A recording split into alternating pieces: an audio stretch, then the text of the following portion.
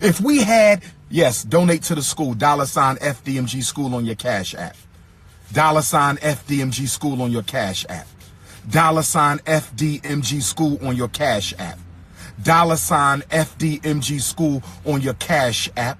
If you need to mail in your donation, make it payable to the FDMG Academy, P.O. Box 9634. P.O. Box 9634. P.O. Box 9634, Wilmington, Delaware. That is Wilmington, Delaware, 19809. We appreciate $1, but we would rather have 10. We appreciate $20, but we would rather have 50. We appreciate $50, but we would rather have 100. We appreciate $100, but we would rather have 200. We're trying to renovate a school, brothers and sisters. We're trying to renovate a school. We're not fixing a flat tire. We're not fixing a flat tire. We're not opening up a penny candy shop. We're not selling water ices, okay?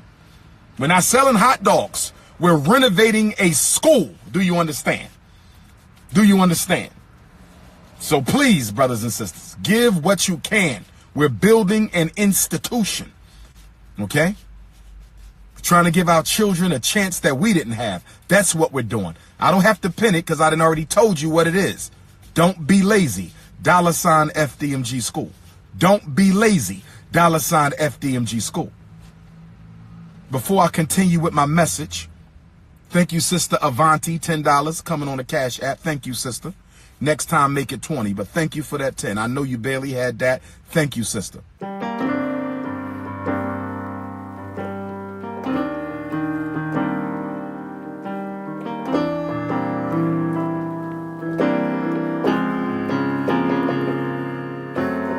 FDMG is coming. FDMG is coming. FDMG is coming. It's coming.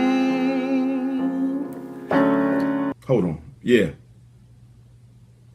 Nah, I got this. I got this.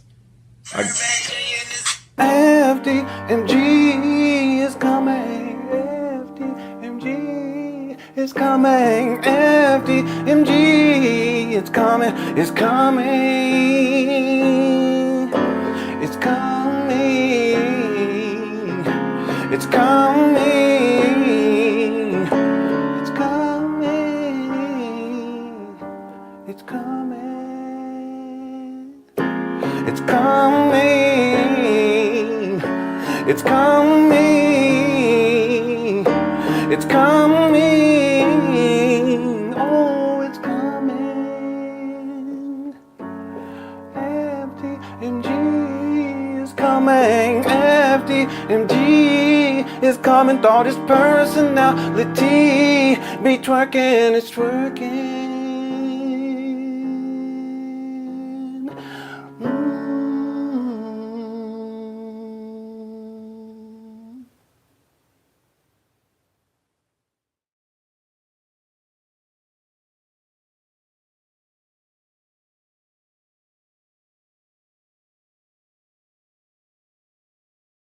I don't plan on it, but it depends on how much we get through today. And now, if Umar goes live and he does something ridiculous, we'll definitely live stream tomorrow. But I really want to see if we can get through as much as we can today.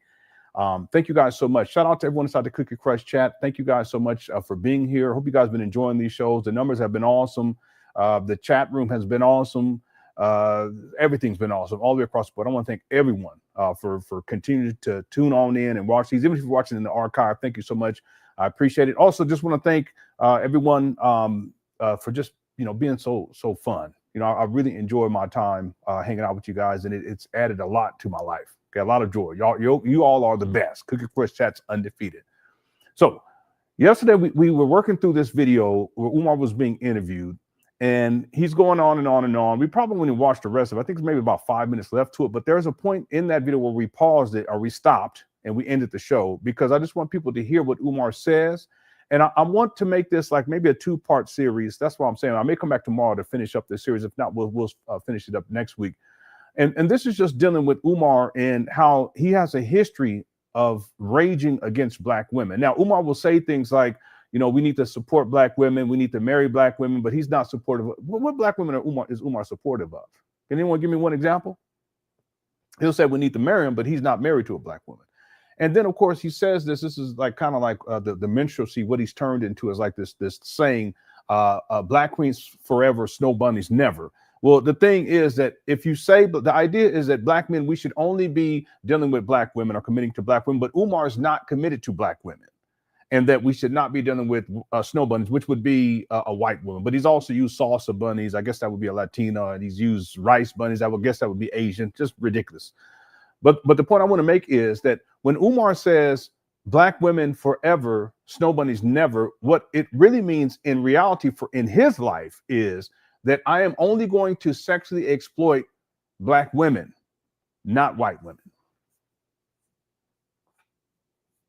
Let's be clear about this. It's not that he's committing to you, black women. He'll say some nice things to you. But if you listen to Umar enough, and if you follow, if you look into his history, you do the research into his history, you'll realize very quickly he doesn't like black women. He doesn't like women, period. He's a misogynist. So therefore, when he says black queens forever, snow bunnies never, that has nothing to do with a committed relationship. That has to do with what the group of women that Umar specifically targets to exploit sexually and to exploit financially. Don't get it twisted. Now, there's a lot of younger people that are buying into this, but it's more because Umar, he's more entertainment. He's more like a minstrel show. So the younger people, like at the college, they get all excited about all that. I get it. They're young. They're impressionable. They don't have wisdom quite yet. I get it. But the truth of the matter is that when Umar says that what he is speaking about, he's alluding to as the great deceiver of our time, because he's not going to say it straight out, that black queens forever, I will sexually exploit and financially exploit black queens, black women forever, snow bunnies never. People do the math. So in this video, the interview that Umar did, we were covering yesterday, and Umar has something fascinating to say. And I said, okay, we're going to stop it right there. And I'm going to come back with receipts tomorrow, which is today. And we're going to get into this. I'm going to give you guys some examples of Umar raging against black women. And if you listen carefully to Umar in terms of his rhetoric, he'll say some nice things to guys to get you black women on his side, so that some of y'all give him money, send him money. Some of y'all defend him. You'll go at people online. Some of y'all give up the draws, real talk. But Umar's not, let me say this. For those of y'all who gave up them draws, did Umar commit to you?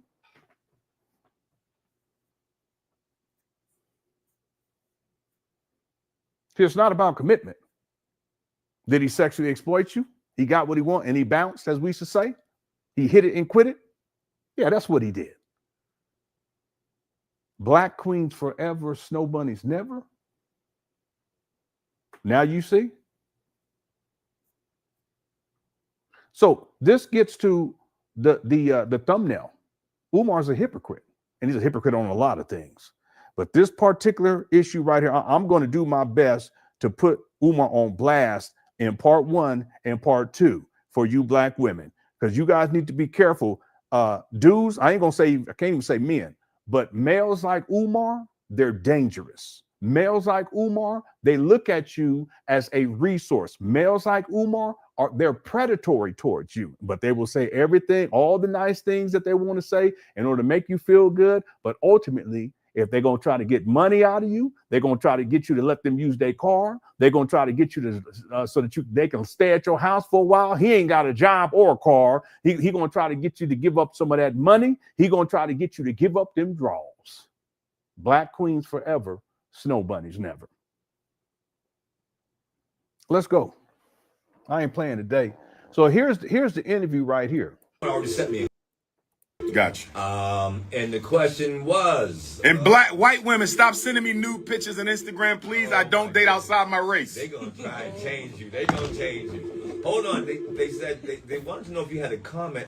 Now, when Umar says dating, he's not talking about traditionally dating in order to get into a relationship with a quote unquote black woman. That's not what he's talking about. He's talking about sexually exploiting you. Dating is just the idea. And he ain't even doing that. So there's something back in the day called courting. You have to prove yourself. That's not what Umar's doing. He's going from city to city, town to town, country to country, running through. That's why he got all these baby mamas out there. That's not by accident. You ain't gonna have all these baby mamas and all these women. At least 4 of them try to put Umar on child support. 3 of them got Umar on child support. He don't want to claim that third one though, because he was in his early 40s when he impregnated her, and she was in her early 20s. Men who have this type of baggage, there's a reason why. It's not because they're committing to a woman. It's because they're being sexually irresponsible and they're seeking to sexually exploit black women. Well, that's Umar. So when he says dating, he's not talking. It's ain't got nothing to do with a traditional dating to commit to a relationship. It ain't got nothing to do with it. It's about give me them draws. That's what this is. So understand the terminology Umar Johnson follows when he uses these buzzwords to get you excited and make you think that he's one thing and he's about committing to black women. What black women is Umar committed to? He's 51. Have you guys ever heard Umar tell a story about being in a long-standing relationship with a woman? No. Have you ever heard Umar talk about how he was married? No. But he'll talk about cookie crushing. And he'll talk about quote unquote dating, which is nothing more than a precursor for him to sexually exploit you black women. It ain't got nothing to do with commitment. It ain't got nothing to do with respect. It's about getting that booty.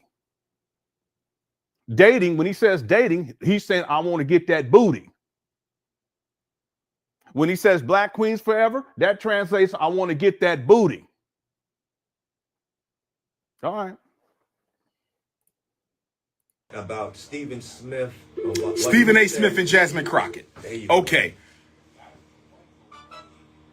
My issue with Stephen A., and I like Stephen A. because he does stand up for the people sometimes, but I do not think it is wise or appropriate for black men to publicly castigate and criticize black women in front of white folks. Okay, you see what Umar's saying here? It sounds nice, but he's the great deceiver of our time in the black conscious space. It sounds nice, right?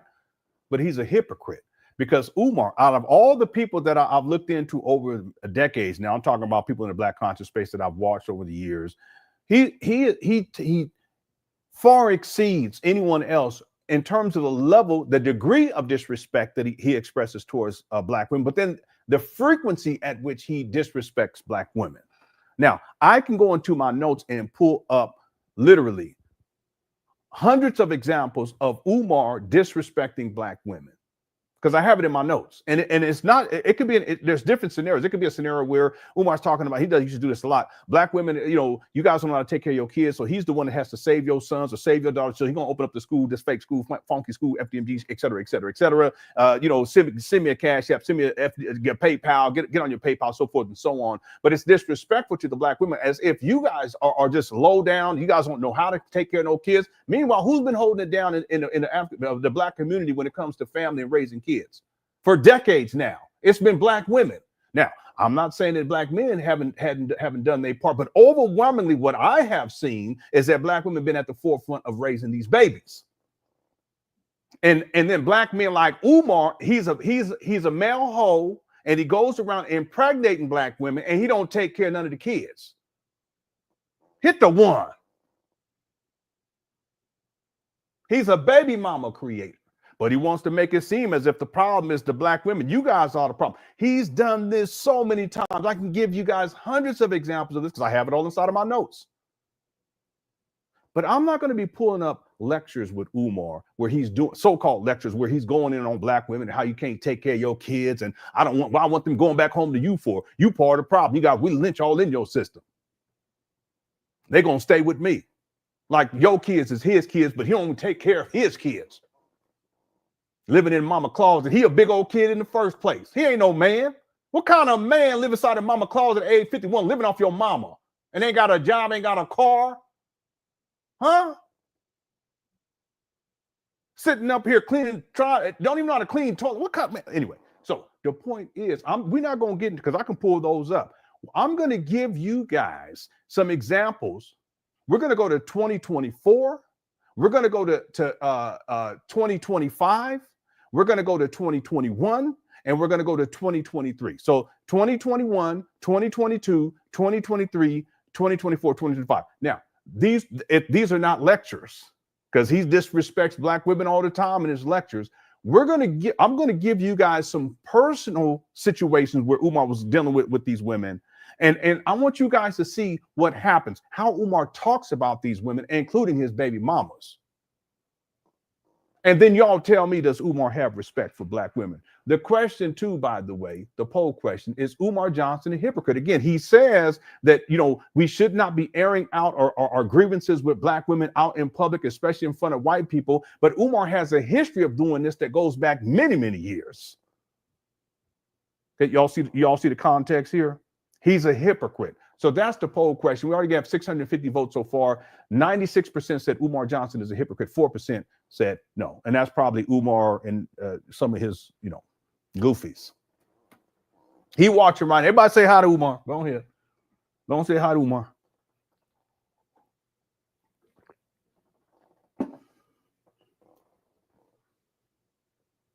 Let's go. We're going to go in order by year. We're going to go back to 2021. Understand that Umar, he's cool with you black women so long as you're praising him like he's a god or deity. If you're giving him money, if you're giving him sex, or if you're doing things for him that he wants you to do. Y'all got that? If you're praising him, if you're giving him money, if you're giving him sex, or you're doing things for him that he wants you to do. What do I mean by doing things for you that he wants? Because he's always asking black women to do shit. I can give you so many examples. He said, I need y'all to find me a venue. I need for you guys to get, I need you guys to get some posters together because I'm going to do this rally. I need you to do it for me down in Florida. I need you black women to help me with a block party, blah, blah, blah. He's always asking black women to do things for him. What do I mean by praise? Well, Umar's narcissist. He's a narcissist. He's narcissistic. He wants praise. He doesn't want criticism. He wants praise. And if you praise him enough, he's cool with you. I'm talking about you black women. In fact, if you're a man and you praise him and you glazing all up on him, what kind of man? Like the radio show host yesterday. Radio show host yesterday. Yeah, well, you're such a great, you're the greatest, you're the most requested. Umar, yeah, well, I'm the most requested. Okay, here we go. See, they cool with you. He cool with you then because he loves the praise. He loves the adoration, okay? Because he's inadequate. So it makes him feel better about himself. That's a narcissist. He's so insecure. Okay. And then, of course, he wants y'all to give him the money. Get on your CashApp, get on your PayPal. Everybody knows about that with that FDMG school scam that's been ongoing for over a decade now. Okay. He conceptualized it in 2004. If you sending him money, he's cool with you. In fact, the more money you send, the cooler he is with you. But if you tell him I ain't going to send you no money, he goes crazy. And then, of course, sex. Well, Umar's main focus is sex. Someone made a real interesting comment real quick before we get into the video. It was yesterday, and it's so true. What is it? The seven deadly sins or the six, whatever it is. They outlined each one and said, Umar, you rarely see. They said, I'm paraphrasing. You rarely see someone who has all of these. And I went down the list, and I was like, they're absolutely right about that. Someone want to list them in here real quick? Then we're gonna get into it.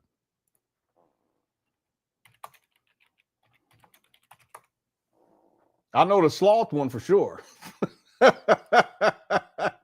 So this is the seven deadly sins. All right. Number one is pride, an excessive and unhealthy sense of self-importance or arrogance. That's Umar. That's the narcissism. In fact, you guys remember he was cleaning those bathrooms and someone said he was arrogant, and you see how he responded? Because a hit dog will holler. That's that pride. It was like, you arrogant. He's like, well, man, fuck. You guys remember that? He said, I mean, literally, real talk. His voice changed. It was like a demon coming out his ass. Not literally, but you guys come. Anyway, you guys get the point. All right, the toilet. So an unhealthy sense of self-importance or arrogance. That's Umar. It is often considered the most serious of the sins and is the source from which many other sins arise. Greed. That's Umar. And he's greedy on a lot of levels. He's greedy for the poom poom. He wants that cooch. He's greedy for the money. Get on your CashApp, get on your PayPal. He's greedy with he wants people to praise him all the time. He's greedy about everything. All right. Greed, an excessive pursuit and love of material possessions. It can lead to treachery, deceit, and hardness of heart against compassion. That's Umar. He doesn't have compassion. Okay. He's treacherous. He's extremely deceitful. Wrath, strong, uncontrolled anger and hatred towards another person. That's Umar. I'm going to give you some examples today. And this is Umar raging against black women. Even though he told people, and he's doing it publicly, even though he tells everybody else, you black people all over the world, that no, you should not be doing that. We shouldn't be, expressing our grievances against black women in public. But he does it all the time. I'm going to give you some examples. Envy, an intense desire for something that another person possesses. We were talking about these over the last couple of days with Umar. He's extremely jealous of other Black people who are far more successful than he is. Extremely jealous. We were talking about Barack Obama. He used to go in on Barack Obama. Out of everybody that he's gone in on, because he always talking bad about Black people, he's gone in on Barack Obama more than anybody else, based upon my research. And part of it is because Umar, he's envious of Barack Obama, because Barack Obama, he gets to the pinnacle of the political arena as the president of the United States of America. Umar has a degree in political science, not a degree. It's a double major in political science.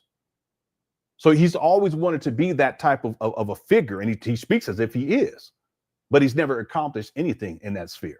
So therefore, he becomes envious and jealous of Barack Obama and plenty of other people who are far more successful than he is.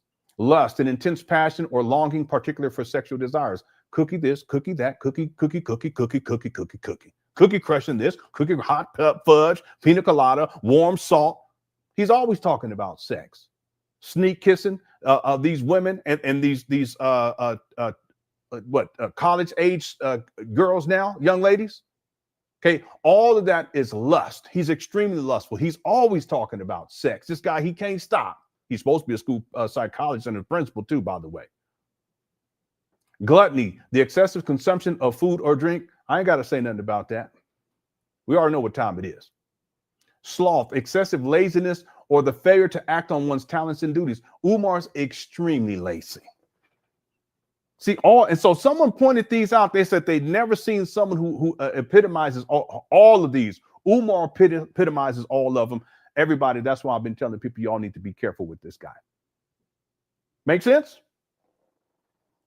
By the way, excessive laziness or failure to act on one's talents and duties. Listen, Umar, if you have 6 degrees, why haven't you worked consistently and using those degrees since 2010, 2011?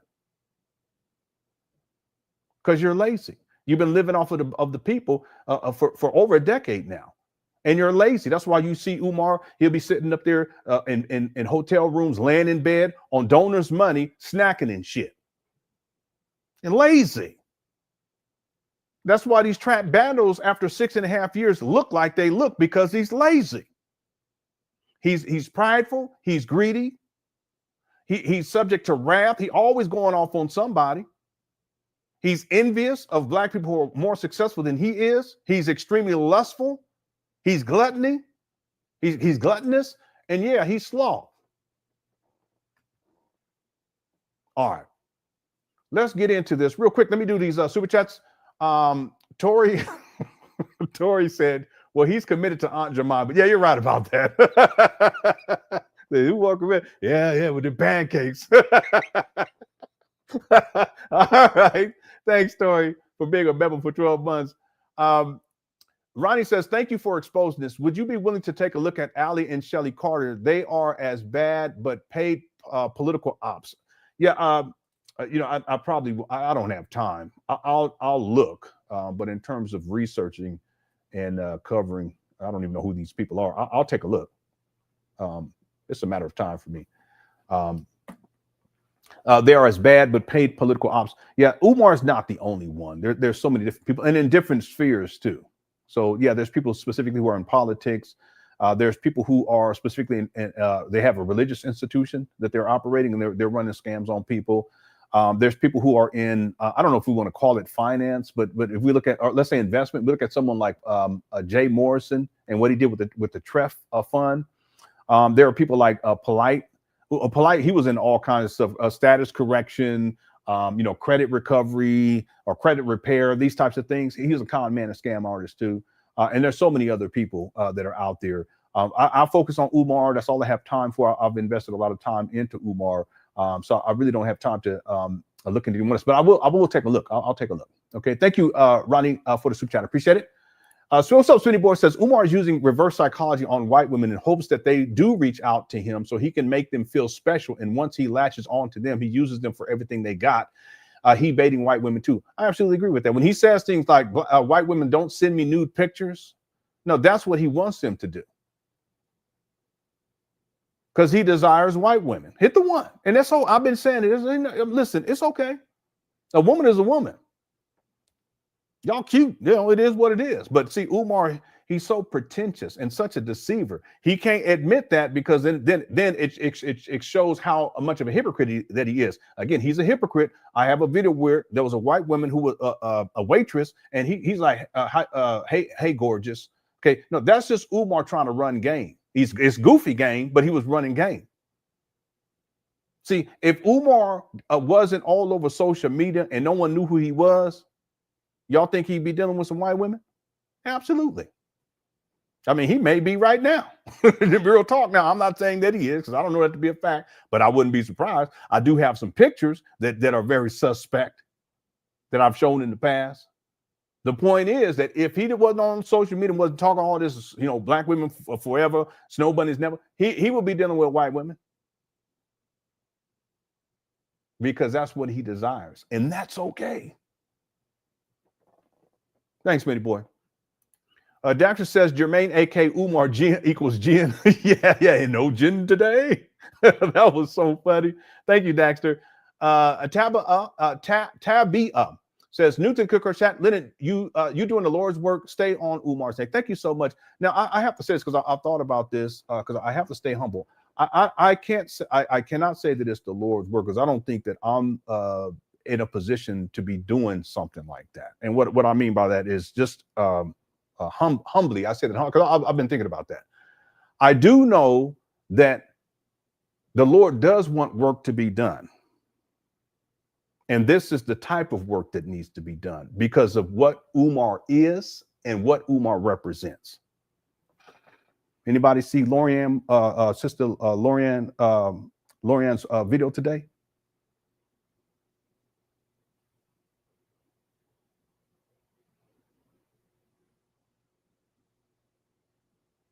See, I don't think I'm worthy of that. Where says that's the Lord's work. I don't think I'm worthy of that. But I know that there is work that needs to be done. And this is the work that needs to be done. Because of who Umar is, what he is, and what he represents. So yeah, I'll keep doing this work, but I ain't gonna say I just, you know, humbly I don't feel comfortable saying that. Thank you though. Thank you for the super chat. I appreciate it. And welcome. Okay. Miss Veronica said, Lenon, you were right all along about Umar, just stopping by to show my support. Thank you so much, Miss Vernica, baby. Thank you so much. And I didn't mean to say it like that, like Miss Vernica, baby. I apologize. I'm sorry. Someone's probably watching this shit because not everybody's watching the actual video. They may be listening to it. I said, what did he say? I was like, oh, he tripping. Okay. I just don't want people to take that the wrong way. Yeah, I've been talking about Umar for years now. And I've always been fair. Like I said, there was a time I was really upset and angry because he had doxed my personal information and he told his followers to come, his Goonie Goons to come to my residence and confront me, which put my family's, because you don't know who's watching. And Umar does have some batshit crazy people who follow him. Real talk. Right? He does. He has some batshit crazy people who follow him. So I didn't appreciate that. But even then, I will say that I was still fair with Umar, but I was angry. I'm not angry. I mean, that was years ago. I don't have any animosity towards Umar. I just know what he is, who he is, and what he represents. And also know the damage that he has done and continues to do. That's why when people say, yes, it's the Lord's work, I agree with that. I just don't want to say that I'm the person who's doing the Lord's work. Humbly, I say that. And I say this humbly too. Yeah, I was always right about Umar. I was. He's a con man. He's a deceiver. He sexually exploits black women. Black women forever, snow bunnies never. Like Marianne Lorian said, he's a financial rapist. This is true. He said some horrible things about little black girls and the boys on the corner. Talk about how they're going to sleep for good. And then later he said that 10%, we got to kill 10% of these black boys. Who talks like that?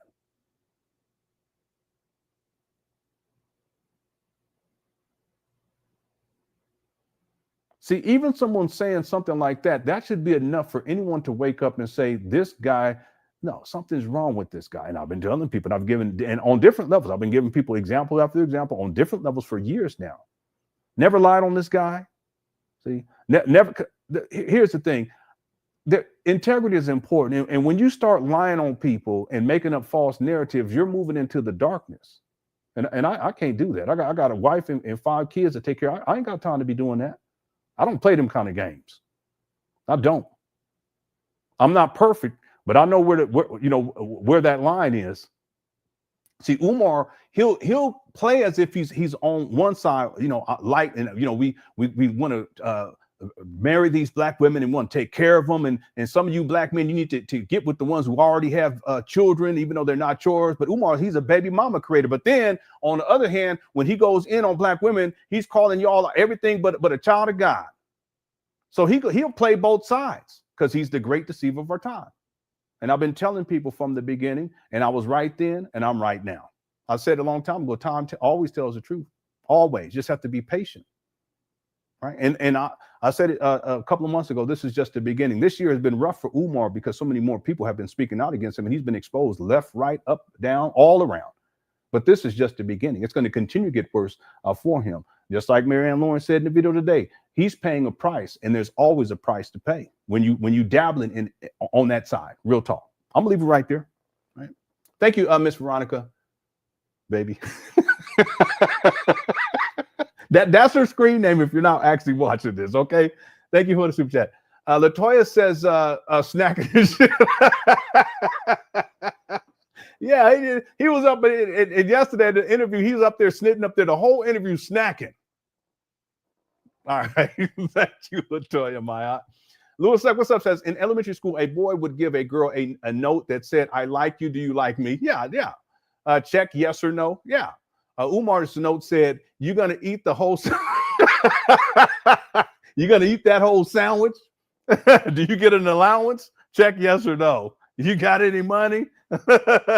Yeah, back in the day, we used to pass notes. I don't tell Umar, but there was this one young lady, it was a white girl. This one I was in the 9th grade, and I didn't know her, but I knew her friend. Her friend was real pretty, and so she gave her friend this note, and her friend was a mutual friend of mine too, so she was my friend too, and she gave me the note, and when she handed it to me, I thought she was handed it. I was like, it's on like Donkey Kong. I said, it's on there popping. But I opened it up, and it was the other girl, and she said, I like you, I think you're cute, blah, blah, blah, and then would you like to be my boyfriend? Check a box. And I just said, oh, whatever, shit. I said, anyway, so we became boyfriend and girlfriend. Okay, don't tell Umar, okay? All right. I was in the 9th grade. All right. Thanks for the super chat. Yeah, I remember those days. Nowadays, people, children don't really deal with paper, so they don't even know how to do that. Because we used to make little notes and then fold them up a certain way, and you pull a little thing to open it up. All right. Thanks for the Trevor Rawlinson says, don't you find that suspicious? Yes, most definitely. Most definitely. Thank you so much for the super chat. Spinny Boy also says, you are doing the Lord's work, Aunt. Let's just hope and pray folks, his followers, can wake up and see Umar's true colors. I stand on that. Yeah, and I think 2025 has been huge for that because more and more people are waking up. And I've seen his followers. I've been saying this over and over more recently, and then we'll get to the videos. That if you guys go over to King Kong Consciousness and look at the comment section, there's 2 things. There's 3 things. Number one, if you look at the view count, not what they used to be back in the day. I get more views on these videos when I'm covering Umar's videos than the actual videos that they re-upload on King Kong Consciousness. Okay, that's something for people to think about. It wasn't like that back in the day. Secondarily, what you see is that overwhelmingly, the people who are commenting, they're disparaging Umar. They're calling him out. They're clowning him in a lot of cases at Avis. they're clowning him. And there's a whole lot of people, it's like 90%. The third thing, though, if you guys go back in the day and you would go on that page, you will see it would be 90% positive. See, the wheels have turned, but that's what happens. See, he's been living, I don't even want to say it that way, but it's true. He's been living dirty. He's been living shady. He's been living in that darkness. See? And there's always a price to pay, and things always get revealed in the end. Let me tell y'all something else too. I just want to be clear about this. Umar's been like this for a very long time. This is nothing new. He's been a problem for decades. He was a problem before people even knew about him in the conscious community. You guys know that? He was a problem when he was in college. He was a problem back in over 20 years ago when he was in the UNIA. So nothing that we're seeing now it doesn't prove anything that wasn't already provable from Umar's past. It's just most people haven't done the research to look into that.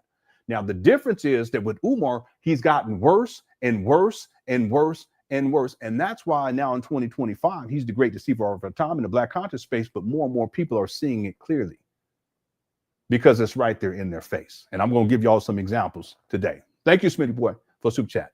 And then Secure the Bag Production says, Lenon, cooking with fish grease today. All right. Thank you for all you do, especially educating. Okay. You're so welcome. I appreciate that.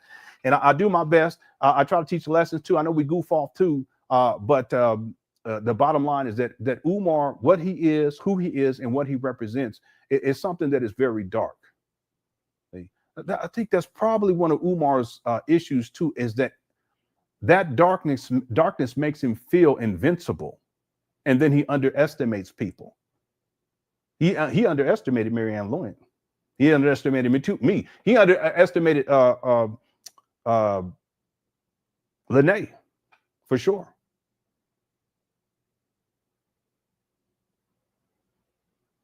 But he's learning his lessons now, and winter's coming. Right?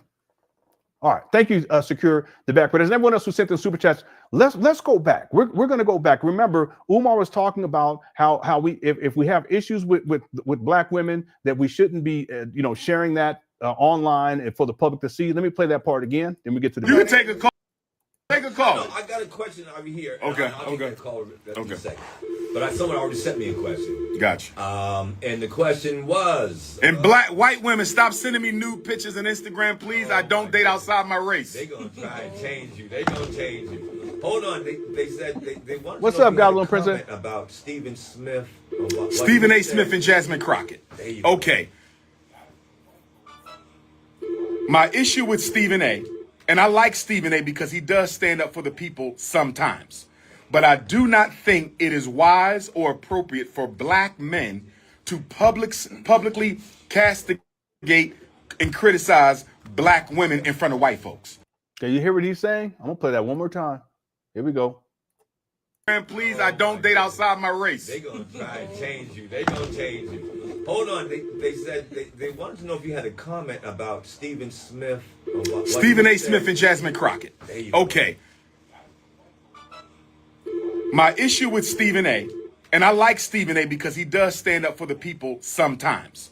But I do not think it is wise or appropriate for Black men to publicly castigate and criticize Black women in front of white folks. All right. Let's go to 2021. Many of you guys remember this.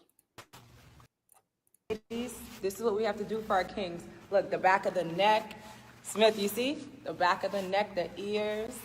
Okay, remember I was telling you guys, Umar's cool with you Black women. If you're praising him, if you're placating to him. And then look. See this? He's cool with you because it feeds his ego. He's narcissistic. Look at him. See how happy he is, how cool he's cool right there, right? What's up, arrogant people? He says he hasn't raised $1 million because some of the money was seen as personal income. Yeah, that I don't mean to stop here, but that could be part of it, but it's still illegal because he's still collecting the money under FDMG and he has nonprofit status right now. Now the thing is that it could be argued that because he didn't have nonprofit status for most of these years where he's collected money, that he doesn't have to count that money towards the amount of money that he's raised for FDMG. I think that could be argued, but however, I think it's a weak argument because the premise behind which he's collected this money is FDMG. You see what I'm saying? So, but I see what you're saying here. Umar, in his own twisted logic, he may be saying to himself, okay, in 2025, I haven't raised $1 million because I've only, well, no, but you know what, though, arrogant people, if you look at his tax filings, just from 2020 through 2024, so 2020, 2021, 2022, 2023, 2024, just 5 years of him raising money, it's over $1 million. That wouldn't be personal income unless Umar he's so arrogant that he's going to say, well, at least some of this is personal income. This is really interesting. Maybe there's a part of Umar that does see this as his own personal income, but it's not legal because he's not reporting to the IRS that he's being paid through FDMG. He's putting on there that no money is going out in terms of paying him and he's done video where he's talked about that. But then is he that arrogant that he still sees the money as his personal income? Who knows? Who knows? That's a good point, though. He called him Scammer Tunde. That's true. Thanks, arrogant people. Good to see you too. Sister 1973 says, when a man mistreats his woman, no woman, even his daughters, will be respected. Yes. And when a man disrespects his daughter, a woman should not expect him to respect her, should not expect him to respect her. When a man disrespects his mother, having her living in filth, even the fact that she's living on Section 8 housing, he's taken over the whole second floor, and she's bedridden, she's not getting the proper care. That's a level of extreme disrespect. And he's benefiting because she has a residence. He does not. He's benefiting because she has checks from the government coming in. That he's in control of. Extreme disrespect. She calls him the devil. Come on now. Well, if he has that extreme level of disrespect for his own mother, no woman should think that somehow he's going to have respect for them. Right? So it can go both ways here. It can go both ways. Either way, it shows and proves that Umar has no respect for women. And that's why he's a hypocrite, because he will tell black men, we need to respect y'all. But then he'll turn around and disrespect you. He'll disrespect his daughter. He disrespects his baby mamas. He'll disrespect his own mama that he's living off of at the age of 51. What kind of man? You're right. Thank you for the super chat. Let's keep going. Here we go.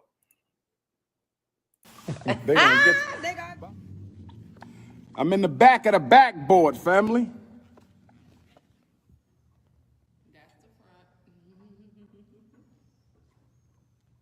Try to give it a little clean.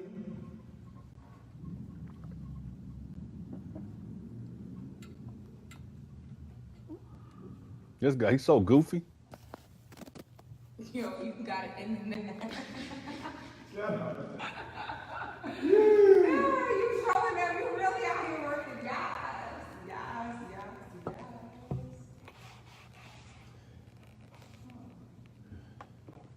Look at this, eraser. Oh, where you got that from? Use that to erase the queens who don't know how to keep their mouth shut. See that? Y'all hear what he said? Erase them, fellas. Yo, you got jokes. We doing the work. FDMG, King Kong consciousness. It's all about the work. You know, the fact that he's up there with holding the phone at the same time is just ridiculous. Wait a minute, now I gotta wipe my face off. Oh, yes. Oh, wait. Make sure. Look, ladies, look.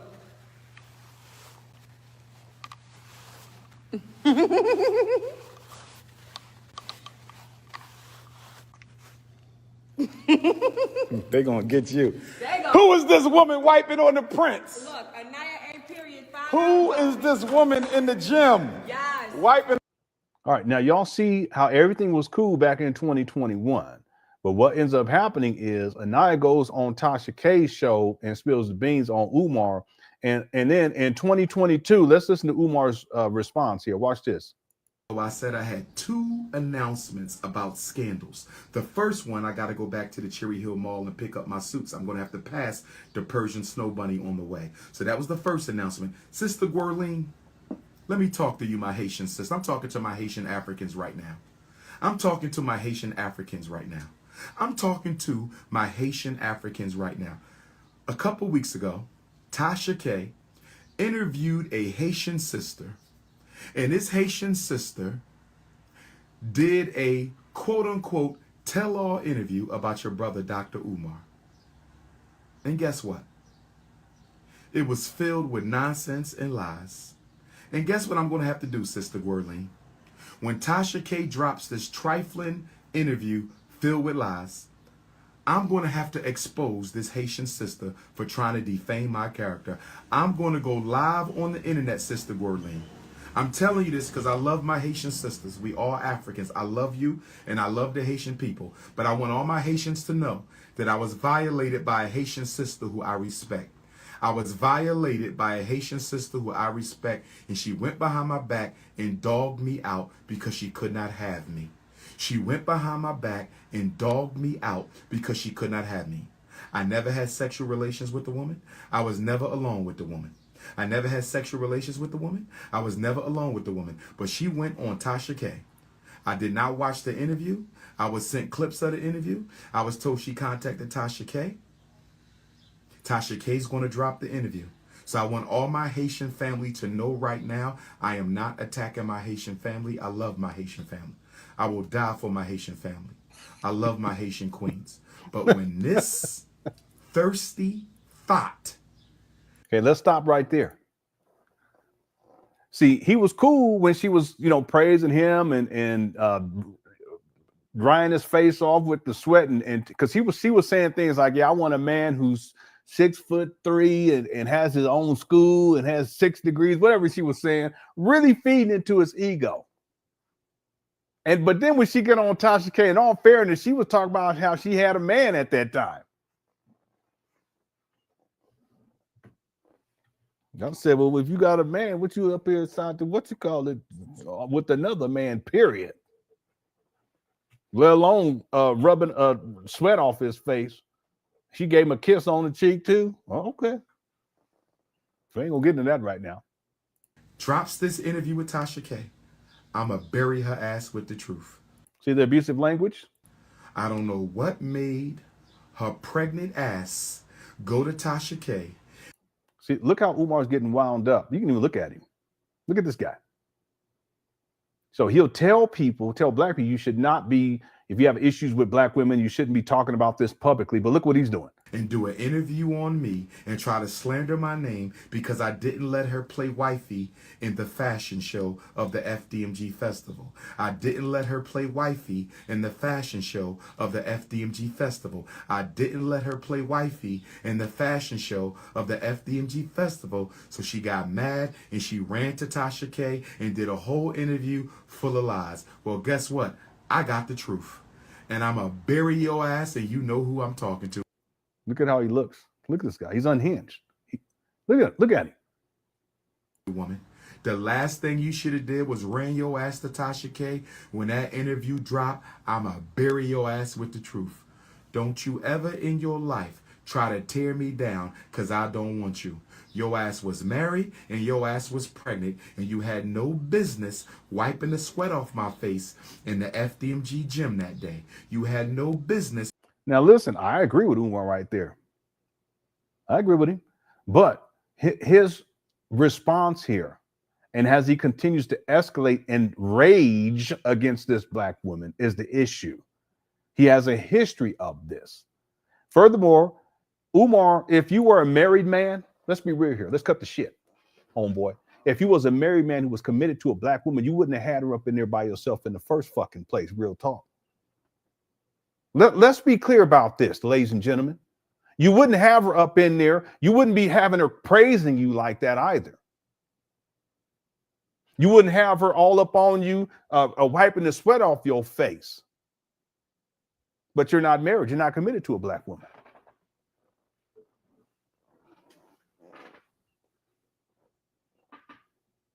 There's this, when I was in college the first time, I was 17 years old. And there was a woman who was a senior. She was the president of the Black Student Union. And she kind of took me under her wing.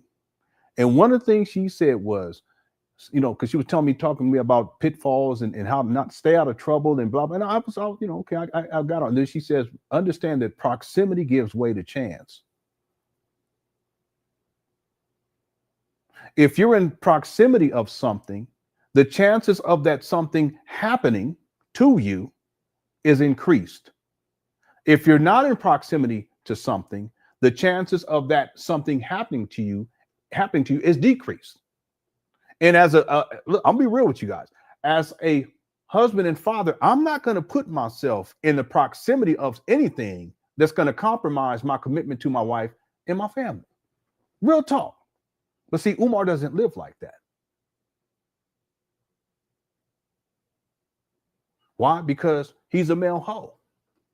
Now, should Zora have been up in there in the first place? No, she shouldn't. If she married, no, absolutely not. Should she have been wiping the sweat off his face? No. Kissing him on the cheek? No. Trying to dress, walk around, because I should play more of the video, but it's not about her. She shouldn't have done any of that stuff. But if Umar was a real man who was committed to a black woman, he wouldn't even put himself in that position in the first place. Real talk.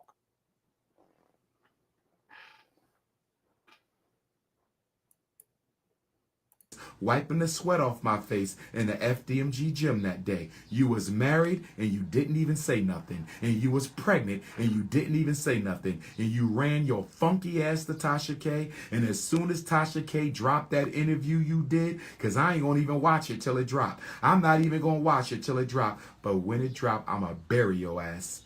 See, even the terminology, he keeps saying bury your ass. Bury. See this? Just an abuse. He's abusive. He's abusive. He's abusive with his language. He's a mean-spirited. What is the word that someone someone had told me the other, and I can't. I'm in the loss. I forgot it already. I was going to say putrid. It's not putrid. It's another word. Anybody remember? Type it inside the chat room. Here we go. Intellectually, don't you ever come for me. He's petulant. That's what it is. He's petulant. That's Umar.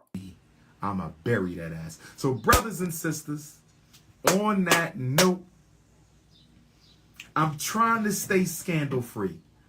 I'm trying to stay scandal free. I'm not sweating. I'm dry, brother. All you see is African sunshine. All you see, I try to stay scandal free, but I'm not going to make the mistake I made with the conscious stripper. I'm not going to make the mistake I made with Miss COINTELHO. I'm not going to make the mistake They calling her a hoe? made with Kim Ringold and stay quiet.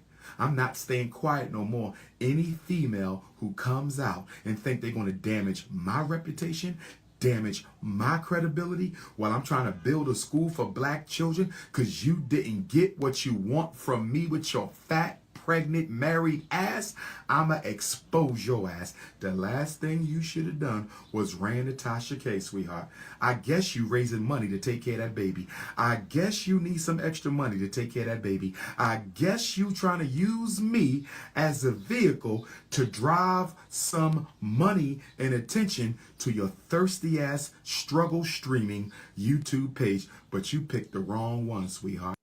I mean, Umar, he starts drooling. Up here looking like a black bum werewolf. You picked the wrong ones. Sitting in mama closet. Sweetheart, I'm going to get that ass. Y'all watch the interview, and after y'all watch the interview, I'm going to go live, and I'm a King Kong her ass. I love my Haitians. King Kong is the abuser. That's the fake thug. When he did the SETI rant, that's King Kong. So you see what he's saying here? These are all veiled threats too. He has a history of threatening women. Okay. And remember, the question is Umar a hypocrite? We got 1,142 votes. 96% said yes, 4% said no already. If we go back and let's listen to what Umar said. Because he does stand up for the people. Okay, this is a couple of days ago. Sometimes. More specifically, this is from the 17th, like 5 days ago. But I do not think it is wise or appropriate for black men to publicly castigate and criticize black women in front of white folks. Okay, you guys see that? Let's put a little more of this other video. Be family. This is not me versus no. I love my Haitians. This is one sister who just so happens to be Haitian. One sister, one thirsty, pregnant, married woman who tried to sit on my Shango stick. One thirsty, married, pregnant woman who didn't tell me she was married, didn't tell me she was pregnant, but I didn't touch her. Thank God. Thank God. Oh, Lord. No, listen. No, I'm telling you, Talime, he's going to morph into a werewolf. We've already covered this video. He's going to do the alter beast. Remember alter beast from Sega Genesis? He's going to morph into a werewolf. You guys be patient. Yeah, that's what Sequoia, that's what he said. That's abusive. How's it going, Maddie? What's up, Lene? I appreciate you, sis. Here we go. Thank my ancestors. Ancestors, thank you. Thank you, ancestors. Thank you. I didn't touch her, and she still went to Tasha K with no story at all. You only seen me 5 times in your whole life, but you went to Tasha K. I'ma bury that ass once that interview dropped. So on that note, brothers and sisters, on that note, pull up. Oh, I got some good news. I think we found a mural artist. I think we found... Oh, cut it out. That mural is hideous. I don't mean to speak like that, but it's just like Captain Crunch characters. It's just, anyway. Let me feel a little more of this. A mural artist to paint Marcus Garvey and Frederick Douglass on the side of our school and your school. We found an artist to paint Frederick Douglass and Marcus Garvey on the side of FDMG, and it's a sister. Black women rock, black females rock, black... See, this is what I mean. He'll talk all kind of shit about a black woman, but then he has to kind of clear it up. Remember I was talking about this earlier? He's a great deceiver. And this is what abusers do. They'll say nice things, and then they'll whoop on you, whether that's verbally or physically. And then they'll say nice things, and then they'll whoop on you. Well, that's what Umar's doing right here. He's trying to clear it up. But see, the other thing is he doesn't have emotional control. So even though he should have let this go, he's going to go back to it. Watch. Black girls rock, black wives matter, black women... Well, if they matter, why aren't you married? You male hoe. Looking like a... Let me stop. Women are royalty. I love my sisters. I just want my sisters to know when I go in on this pregnant married woman for doing an interview, what pregnant married woman... See how he's getting round up again? Does an interview about another man? What pregnant married woman does an interview... Look at him. See him transforming into a werewolf? Interview about... It's Halloween coming around. See this? About another man, but I'm glad you did. Because I'm going to teach all black women a lesson. He's going to teach all y'all a lesson. You see? Here we go. See, if it's just one person that you have an issue with, you're already a hypocrite because you shouldn't be addressing this, Umar. But the fact that, because you said that we shouldn't do that, and he said that way long time ago, but the point is that if it's just one woman, then this should be specifically directed at her. It shouldn't be played out online anyway, but Umar's messy. He's sassy, he's messy, and he's a chatty patty. I said he's sassy, he's messy, and he's a chatty patty. I said he's sassy and messy, he's a chatty patty. But you notice he doesn't direct this at this woman. Now he wants to direct this at all you black women. Why? Because truth be told, he don't like not one of y'all.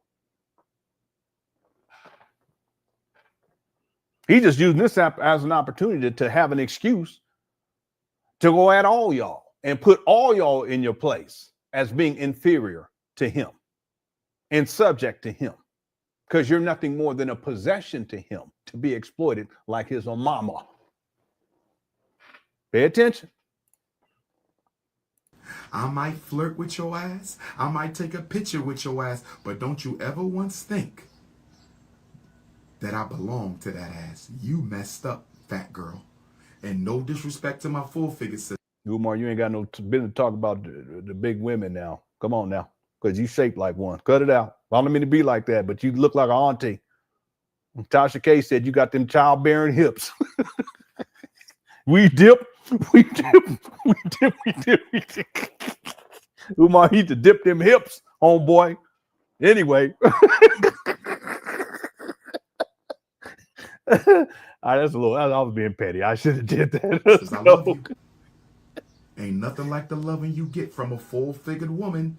No disrespect to my See, it's all reduced down to sex. He's not talking anything intellectual. He's not saying anything in terms of value that a woman brings in terms of her mind or sharing positive words with the man or none of that. Everything's reduced back down to your private part. Figured sisters, I'm just dealing with this one. No disrespect to my Haitian family. I'm just dealing with this. No, he just said he gonna teach all y'all a lesson. See this? Great deceiver of our time. Tabia, don't do that. You did this yesterday. Don't do that. She said he's so chubby. He's so chubby though. Yeah. What's up, Jimmy Jamboree? Umar up here looking like Uncle Nancy. That video was funny. I should pull it up just for shits and giggles, but we got to stay on target. Umar up here looking like Medea. All right. Medea, and your mama calls it. All right. Thotty, opportunist, pregnant, married woman who thinks she's going to drag my name through the mud. Woman, I'm going to tear your ass up. I'm going to tear your ass up. You told people we was in a 9-year relationship. Okay, she never said that. Yeah, he's anybody remember that shit? If you remember that, hit the one. That was one of the funniest things. Cousin Jethro.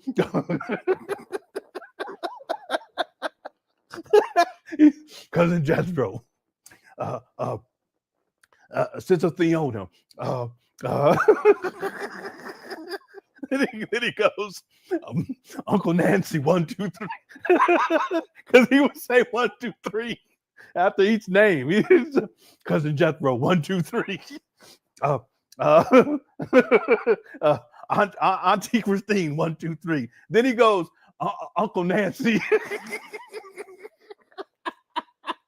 That's one of the funniest things. Boy, we was cracking up. I kept playing it over and over again. Umar was tripping in that video. He was tripping in that video. He kept saying 1, 2, 3. I'm gonna see if I can find it. Boy, that's what he was. Boy, he said Uncle Nancy. Umar is wild. We was in a 9-year relationship? Yeah, he said Grandpa Sir. No, he didn't say Grandpa Shirley. He didn't say Grandpa Shirley. Cut it out. Y'all crazy. Yeah. Uncle Nancy, to each his own. You know, we are in 2025, family. We have to deal with the shout out to Identity with him. All right, let's go. We got blown off. We was in a 9-year relationship? How was that? I met you in Fort Pierce, Florida at my 2012 lecture. I met you in Fort Pierce, Florida at my 2012 lecture. I don't see you again. I don't see you again nowhere ever in life until you invited me to speak at Haitian Flag Day in Brooklyn. I don't see you from our 2012 lecture in Florida until you invited me to speak at Haitian Flag Day in Brooklyn. How in the hell were we in a relationship for 9 years and I never saw you? Can somebody help me? Yeah, she never said they were in a relationship. Me understand how you can be in a relationship for 9 years. Can somebody help me understand how you can be in a relationship with a woman for 9 years and you never seen her, never kissed her, never touched her, never went on a date, never spent the night with her, never had no cookies and milk? Here you go. You are delusional. You shouldn't have done it, but I'm glad you did it. Can somebody please get Cardi B and Offset's entertainment attorney? Here you go. I'm Tasha K. I'm tired of your ass. Can somebody please get Cardi B's entertainment attorney for Tasha K? I'm gonna take care of the fat, pregnant, married girl. I'm gonna take care of her. But I need Cardi B's entertainment attorney for Tasha K. I'm about had it with this woman. Keep interviewing these women about me who don't even know me. Okay?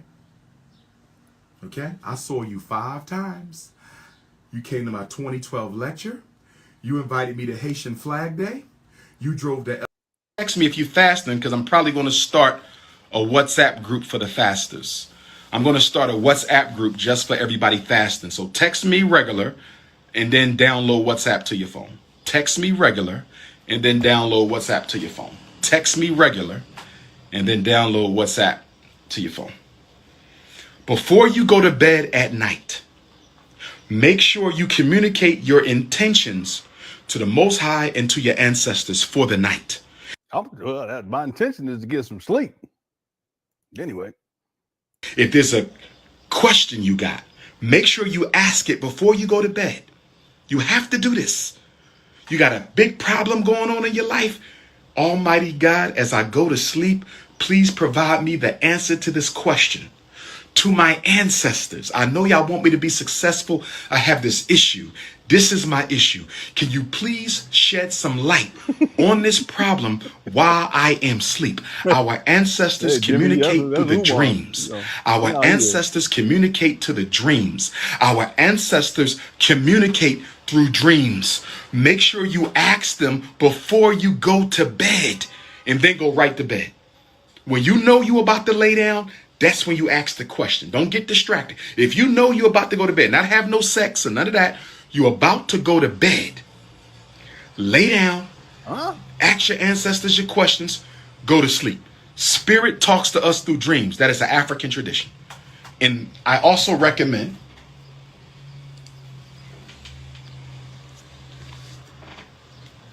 Look at this guy and then Mama Claus.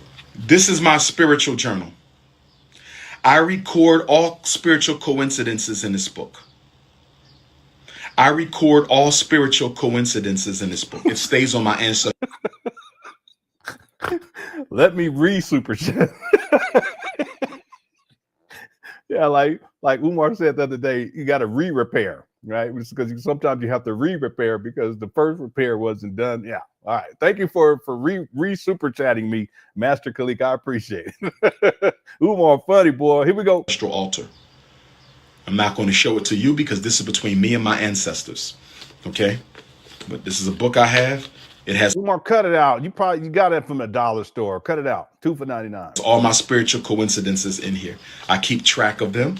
You got like 2 sentences. And you should write down your dreams. I write my dreams in here. I write my synchronicities in here. I write my coincidences in here. And then I go back and review them because dreams, synchronicities, and coincidences are your ancestors' way of trying to communicate to you. If you don't write them down, you won't be able to connect the dots. If you don't write them down, you won't be able to connect the dots. If you don't write them down, you won't be able to connect the dots. So get you a nice little book and record a spiritual journal. This is my spiritual journal. You need one as well. Okay. Sal said, send in my Crunchberry money. Okay, thank you. Thank you for the super chat. Yeah. I used to love Crunchberries. It's just when they had it, there will only be a couple in the box.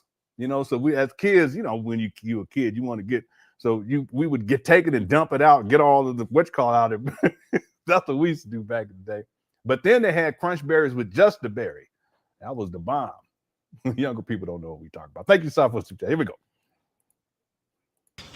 And it would hurt to have a staff. Here we go.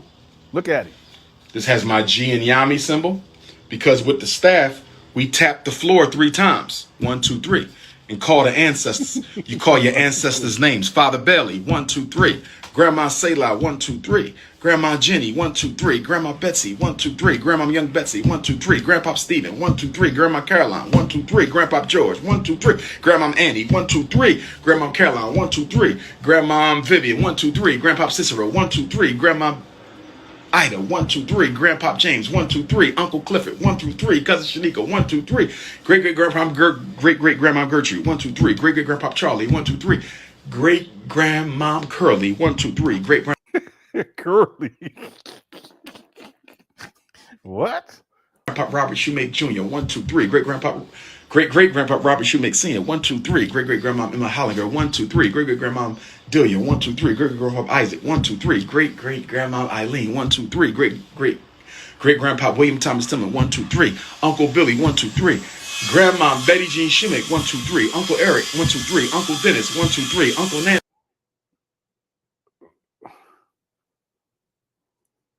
Here we go. Mom Curly, 1, 2, 3. Great-grandpa Robert Shoemake Jr., 1, 2, 3. Great-great-grandpa Robert Shoemake Sr., 1, 2, 3. Great-great-grandma Emma Hollinger, 1, 2, 3. Great-great-grandma Delia, 1, 2, 3. Great-great-grandpa Isaac, 1, 2, 3. Great-great-grandma Eileen, 1, 2, 3. Great-grandpa William Thomas Tillman, 1, 2, 3. Uncle Billy, 1, 2, 3. Grandma Betty Jean Shoemake, 1, 2, 3. Uncle Eric, 1, 2, 3. Uncle Dennis, 1, 2, 3. Uncle Nancy, 1, 2. Who are you tripping? He tripping. He said Uncle Nancy, y'all. Well, we all have Uncle Nancy. Let's be real about it. Everybody got at least one Uncle Nancy in the family. All right.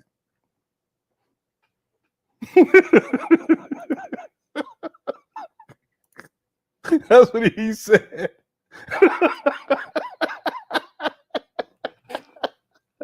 Creole, you always mean to Umar. Be nice. Okay. Boy, this is crazy. He said Uncle Nancy. Somebody said Domino's Pizza, 1, 2, 3. Church's Chicken, 1, 2, 3. Popeye's Chicken, 1, 2, 3. McDonald's, 1, 2, 3.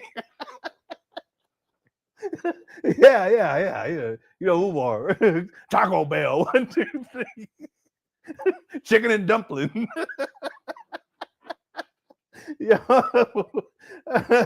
Chicken and dumpling, 1, 2, 3. Okay. And he goes on and on until he's out of breath. Stopped up toilets, 1, 2, 3.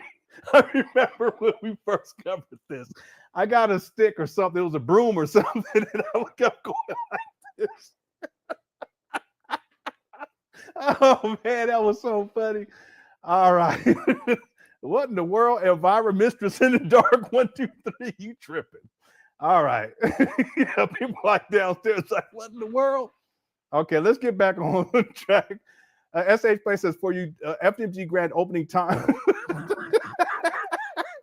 Yeah, that's Umar's journal for the FDMG grand opening timeline journal. This is a journal. I'm sure you need extra paper. Yeah. He probably got about 15 of them things sitting in the corner. All right, thanks, SH Play. All right, let me get out this chat room because I got blowed off. Oh no, don't do that. Some of you guys don't do that. Okay. All right. Let me get out of there. I have to avert my eyes. All right. Thanks, SH Play, for the super chat. Let's get back to the main. Well, actually, we didn't finish this. Let me just see what else he says here. Here we go. 2, 3, I share, and you spill the water on your great grandma Gertrude. 1, 2, 3. Great grandpa Charlie. 1, 2, 3. Great grandmom Curly. 1, 2, 3. Great grandpa Robert Shoemake Jr. 1, 2, 3. Great grandpa Robert Shoemake Sr. 1, 2, 3. Great grandma Emma Hollinger. 1, 2, 3. Great grandma Delia. 1, 2, 3. Great grandpa Isaac. 1, 2, 3. Great grandma Eileen. 1, 2, 3. Great grandpa William Thomas Tillman. 1, 2, 3. Uncle Billy. 1, 2, 3. Grandma Betty Jean Shoemake. 1, 2, 3. Uncle Eric. 1, 2, 3. Uncle Dennis. 1, 2, 3. Uncle Nancy. 1, 2, 3. That's nuts. And look at him. It sounds like a saw going on in the background. What in the world's going on? 3, I share. Or somebody making smoothie? Shake, and you spill the water on your plant. Spill the water. 3 taps. Look at this fool. Look how he's a fool. My incense is starting to get to me. That's in your mama closet. So you do your 3 taps, right? I'm not crying. That's just the incense. My incense got stronger when I stopped. Actually, I don't think this is his mama closet, this one, because I think he took stuff and put it in the school and the trap bandos because the chair is different. That's what I think. And I think someone was in there cutting wood or something. Calling the ancestors. Sawing wood. Right? And then after you do your... I guess it could be a mama closet. 4 ancestral lines. After you do your 4 ancestral... Yeah. We ain't going to get into you doing those 4 ancestral lines. Uncle Nancy's in mama closet. Yeah. Uncle Nancy. I wonder who Uncle Nancy is. I want to know, Umar. Thanks, Sarita. Also, Simply Complicated sent in a super sticker. Thank you so much. I appreciate it. And then Gamer, what's up, Gamer guy? I ain't seen you in a while. Say, great big funky. Well, all right, y'all being mean. Thank you for super chat. Let's see. I got these ones too. Thank you so much. Then Massacre League. Shakoya sent in a super sticker. Thank you so much. I appreciate that. Tunde Teen Wolf. Yeah, we're gonna get to that part right now. He does. He morphs into a wolf. Thank you for the super chat. User 225 says someone play the Thriller beat over Werewolf Tunde. It'll work. It definitely will work. Thank you, User 225. Is that Demar says Loosey Goosey needs to go get a sesame kale salad again and sit down. Yeah, real quick, since you bring that up, even when Umar says things like loosey goosey, that's disrespectful towards black women. It also shows that he has no clue. It goes to show he ain't lived with no woman for long period of time. What a goosey is of the vajayjay. That's your private part, women. If you don't know, because Umar has these different euphemisms, cookies, goosey. So a loosey goosey, for what Umar is saying, that means that your private part is loose. What kind of man talks like that? That's sick. Well, I mean, why would you go online talking like that in the first place? That he has respect for black women? I mean, truth be told, he don't have respect for any women, period. But he'll say black queens forever, snow bunnies never. Then he'll talk about your private parts like that. Just dirty and nasty. He's filthy. Y'all know I have Umar, he's talking about a little girl's private part, and he says that she had rotten cookies. First of all, you shouldn't be talking like that as a grown-ass man. Second of all, you shouldn't be talking about a little girl like that. And yet but black queens forever, snow bunnies never. He's supposed to have respect for black. He ain't got no respect for not one woman. And he over and over again, he disrespects you, black women. That's the point. He's a hypocrite, because he'll tell black men that you shouldn't be publicly talking or shaming black women or anything like that. But he does it all the time because he's a hypocrite. Right? Thank you. That loosey goosey thing, it took me a while to figure out what he was talking about, because it's sick. See, a normal person ain't thinking like that, but Umar does. Sarita says, why you dog his mirror? Those doors in that mirror is his pride and joy. No, now the truth is that at this point, it's not even at this point, over the last couple of years, that's Umar's go-to, is that mural. Real talk. But again, that's more about deception. He wants to give people something. That mural could have been done in February of 2019. Now, is it some great work? No, it's not. It actually looks cartoonish, really cartoonish. And I'm not just being disrespectful to whoever did it. That's not the point. I'm just saying that it shows that Umar, in terms of having things done professionally, he's not interested in that. Now, he's not having things done professionally when it comes to this, artwork, right? But he's not having things done professionally in terms of renovations either. Most of the stuff is not done professionally. It just goes to show you where Umar's mind is at. So the mural, that's been his pride and joy for years. More recently, he got the doors painted, and somehow that's supposed to be some great accomplishment. A real man, if those doors need to be painted, that could have been done in 2 days, the first 2 days back in February of 2019. Men up in here, if we needed to do something like that, we'll just get it done. And it's not even a day-long project. It may take us, 3, 4 hours, and we'll get it done. We'll move on to the next thing that's on the list. But not Umar, because he's sloth. He's lazy. See? Thanks, Rita, for the super chat. No, I didn't mean that he was putrid. I didn't mean to say that he's not. I forgot what the word is again. But there's a specific term. I got to memorize it because it fits with what Umar he is. He's petulant. Okay, petulant means childishly sulky or bad tempered. And Umar, he's bad tempered. Right? Insolent or rude in speech or behavior. Well, Umar's insolent. He's rude in his speech and in his behavior. We're giving examples of that right now. Characterized by temporary or capricious ill humor. All right. Thanks, Rita, for the super chats. I appreciate it. He's only committed to lining his pockets. Well, the thing is that he'll tell black people, black women that he's down for you all, but ultimately he's trying to get praise from you. He's trying to get sex from you, and he's trying to get money out of you. And if you're not giving him those three things, then he doesn't want to have anything to do with you. So his commitment is crushing the cookies, getting the money, and getting praise. Not to be in a long-standing relationship with the black woman. Y'all don't think it's strange that someone at the age of 51 can't give you one story about being in a long-standing relationship with the woman? What does that tell y'all? And then he got all these baby mamas too. And then he's out here sexually exploiting all these women. That's more than enough for anyone to recognize his character. He's of poor character.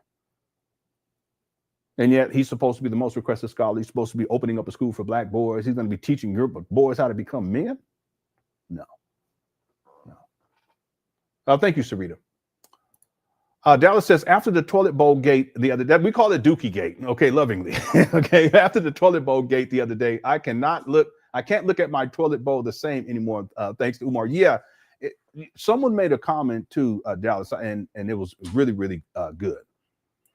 They said that if that was someone else's feces in those toilets, a normal person, if they had to clean it, they wouldn't put a chair right in front of it. Think about this. Not flush the poop down before actually starting to allegedly clean it, and then scoot up and put your face in it while you're holding a cell phone and you're scrubbing the feces around and then taking it up. No one's going to do that. That's filthy. Because no one wants to be sitting in the presence of someone else's poop. They would flush the toilet in the first place, but you definitely wouldn't. Even still, you wouldn't put up a chair, sit there, y'all see what I'm saying? Record it and then lean forward like this. I'm spitting. I apologize. Lean forward like this. You're not going to do that because that's somebody else's poop. Well, the person said the reason why Umar was so comfortable was because that was his poop. And I believe that to be the case. It had been sitting there in there for weeks, months. And he's going through there. At a certain point, he ain't bothered by it. He ain't flushing the toilet. So when it comes to time for Umar to put on this show, he gets out his cell phone. He puts a chair right in front of the toilet. He doesn't flush first. And then he leans into it to start scrubbing and basically taking the fecal matter and spreading it all around the toilet, all up on the lid of it, all up on the side of it, and cross-contamination all throughout these trap bandos. A normal person, if you're cleaning someone else's poop, you're not going to do that. And in the first place, you're going to flush before you start. He didn't even do that. Just filthy. And then going to lie about it. It's like kids, kids, I didn't do that. No, that's somebody, they make up somebody else did it. Or they're invisible friend. That's what Umar doing. It's the black contractors. Cut it out. Yeah. Now, I know one thing, Dallas. After that, most people, after they saw it, they made a commitment to cleaning their toilet at least once or twice a week. Okay. All right. Thanks, Dallas, for the super chat. I appreciate it. Okay. Did I get to everyone here? What's up, Lenon? Did I miss any toilet cleaning? No. We're not going to go back to that toilet cleaning thing. We probably won't ever do that. It was just graphic. It was gross. I'm still thinking whether or not I should even have that inside the document. I think it's just too far. I mean, that's Umar at the bottom. You don't go much lower than that. And then why did he do that? Because he wanted to get money. If you got to reduce yourself to cleaning toilets and you're not a janitor and it's your fecal matter that's been sitting there for days, if not weeks, and you got to do what Umar did, you done hit rock bottom right there, right? Thanks, D, for super chat. Okay. Okay, I think I got everyone else. I hope I didn't miss anyone. I just want to make sure I get through everyone so that before we proceed here. If you haven't voted yet, make sure you get your vote in on the poll question. Is Umar a hypocrite? User 225 says Umar Johnson, badonkadonk, gonna make a skinny. Okay, I don't even know what you're talking about. Boy, I tell you. Yeah. 1, 2, 3. I remember we first saw that, boy. The chat room was on fire. This guy. Thank you, SA for that again. I got yours too. Saul's clip says, anyone in the cookware says count the number of times he whipped the rim of that toilet bowl with that doo-doo rag. No, he wiped the rim of that toilet bowl with the doo-doo rag. No, I didn't count. I wouldn't even go back and count, but that was just so gross. Who does that? You're going to take a rag and you're going to dip it into the toilet that has fecal matter in it, and you're going to use that to wipe the toilet, and then you rinse it out in the toilet, the same toilet water that got the fecal matter, and then you rub around the rest of the toilet. I mean, that was sick.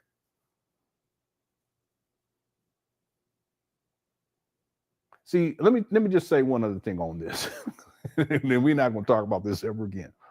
If we didn't know who Umar was, and that video just popped up on Instagram or on YouTube or on Facebook or on whatever, and we didn't know who Umar was, what would y'all, real quick in the chat room, what would you say to that? Someone doing what Umar did in those bathrooms, what would you say to that? I've never in my life seen someone clean a toilet with the toilet water that has fecal matter in it, and a lot of it in it. And then take the rag, scrub the rag around, and then dip it back in there to I don't know, what are you're cleaning it out? You can't clean it out because it's already fecal matter. And I ain't never seen nothing like it. So the point is, I don't want to ever come back to that video, and I don't ever want to try to count nothing. Okay. It's one of the Umar at his worst. I'll say that. Thanks, Al Skips, for the super chat. The fifth house says, so the ancestors didn't give him any intuition to not clean a toilet bowl with poopy toilet water. Which ancestors are talking to? Yeah. But you know, why would a 51-year-old man not know how to clean a toilet?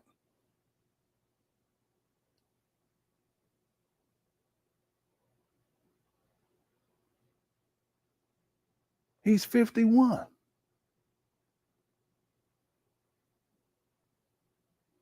Now, when I was in college, I had roommates my second year that they didn't like to. I always want to clean everything. They didn't like to clean nothing. They didn't like washing dishes. They didn't like cleaning the toilet, cleaning the tub. There was times I had to clean the tub just so that I could take a shower. But what we were 19, 20, all males. You know, we're in college, but we were doing stuff. You know. Band practice out. There was a basketball court right outside. We used to play basketball all the time, but still. Okay. But I can see that, you know, 20, 21, 22, maybe 23, maybe. But 51? And you don't know how to clean. He don't know how to clean, period. But you don't know how to clean a toilet? See, what does that say about Umar? He's the most requested, but you can't clean the toilet? You're a scholar, but you don't know how to clean the toilet? You're this so-called prince of Pan African pieces, but you can't clean the toilet? And yeah, real talk, you know, you talking all this talk about the old goons and all this stuff, but you can't clean the toilet? At 51? All right. Thanks to the Fifth House. There's no excuse for that. None. YouTube5 says, Umar Johnson fans say the toilets got divine fertilizer tuned in. That is gross. That is gross. Stop. Okay. That is so gross. All right, YouTube5. Thank you. East Point said, why would he not hire a cleaning company? Yeah. After 6.5 years. Because he don't want to spend the money or he don't have the money. But that's what the donation is supposed to go towards, right? It's like when people were questioning Umar back in 2019, where's the money? And he would say, well, I have all of these bills. In particular, 2020, who's on Lord Jamar show, I have all these bills I have to pay. I have to pay for the upkeep of these trap banners. What do you mean upkeep of these trap banners? They look worse now than they did back then. I got to pay for them to cut the grass. I have plenty of videos where the grass is like yay high.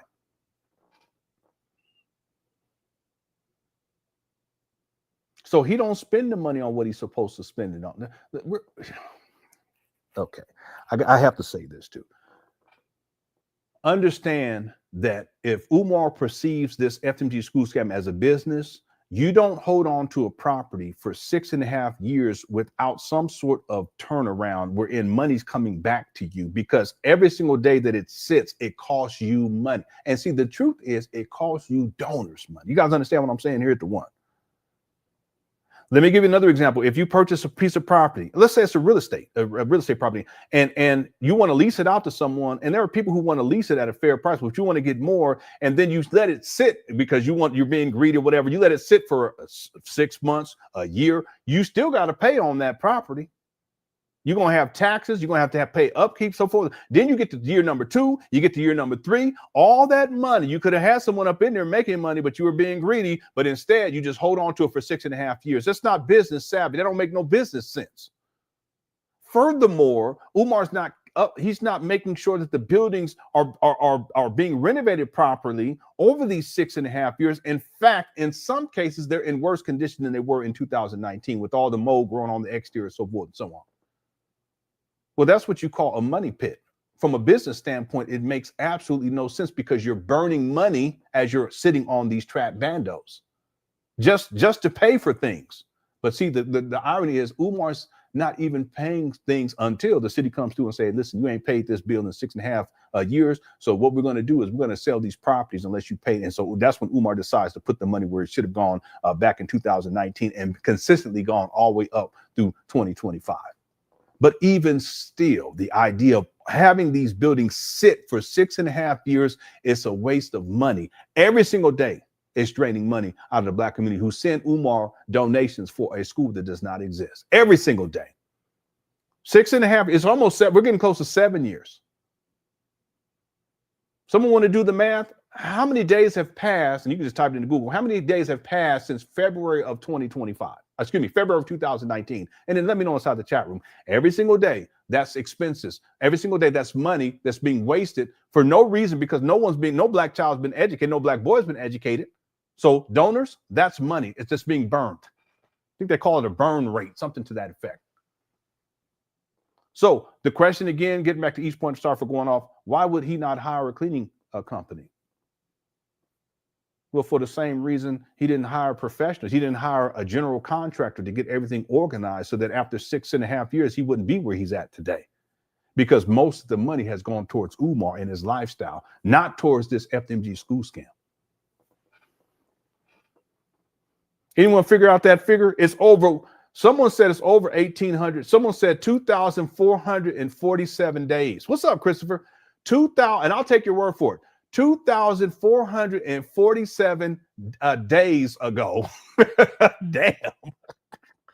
I want y'all to think about that. Every single day costs money. If you own a piece of property, it doesn't matter. You're going to have to pay something every single day. Now, the bill may not come for a month. And in some cases, when it comes to taxes, it may not come until the end of the year. But you still have to pay every single day. There's something going to be accumulating over time. Well, that's what's happened with these trap vandals, and not one black child has been educated. So it's wasted money. 2,447 days of money, donor money, wasted. And counting. Thank you, Christopher. It's nuts. All right. Let's get back, and I hope I got to all the super chats. Let's get back to the video here where Umar is about to turn into a werewolf. FDMG Academy to look at the wall so he could paint a mural. And when you drove him to the school, you wiped the sweat off my face while I was cleaning off the backboards. Does anybody remember the woman who was wiping the sweat off my face? Yeah, we was played it. The backboards in the gym? And then you came to my Garvey lecture in Harlem. And then you came to the FDMG festival. I saw you 5 times. When did we have sex? He needs to fire his ancestors. They all frauds. Damn. Well, that's hardcore right there. Thanks for that. Use the fifth house. Did I get everyone? Oh, someone said toilets had no teeth. Okay. All right. Well, let's move on from the toilets. Okay. Here we go. I saw you 5 times in my life, all public. All public. When were we intimate? When were we ever behind a closed door? Did we go into the bathroom together? No, look at what, oh, don't say bathroom. Here we go. Here we go. Now, notice he's talking about intimacy, so having sexual relations, as it were. Notice the places that Umar says. He says the bathroom. What else? We meet at a park. At a park? What the fuck? What in the world? In a park? What are you talking about, Umar? All right. What else, Umar? Were we ever in the same car?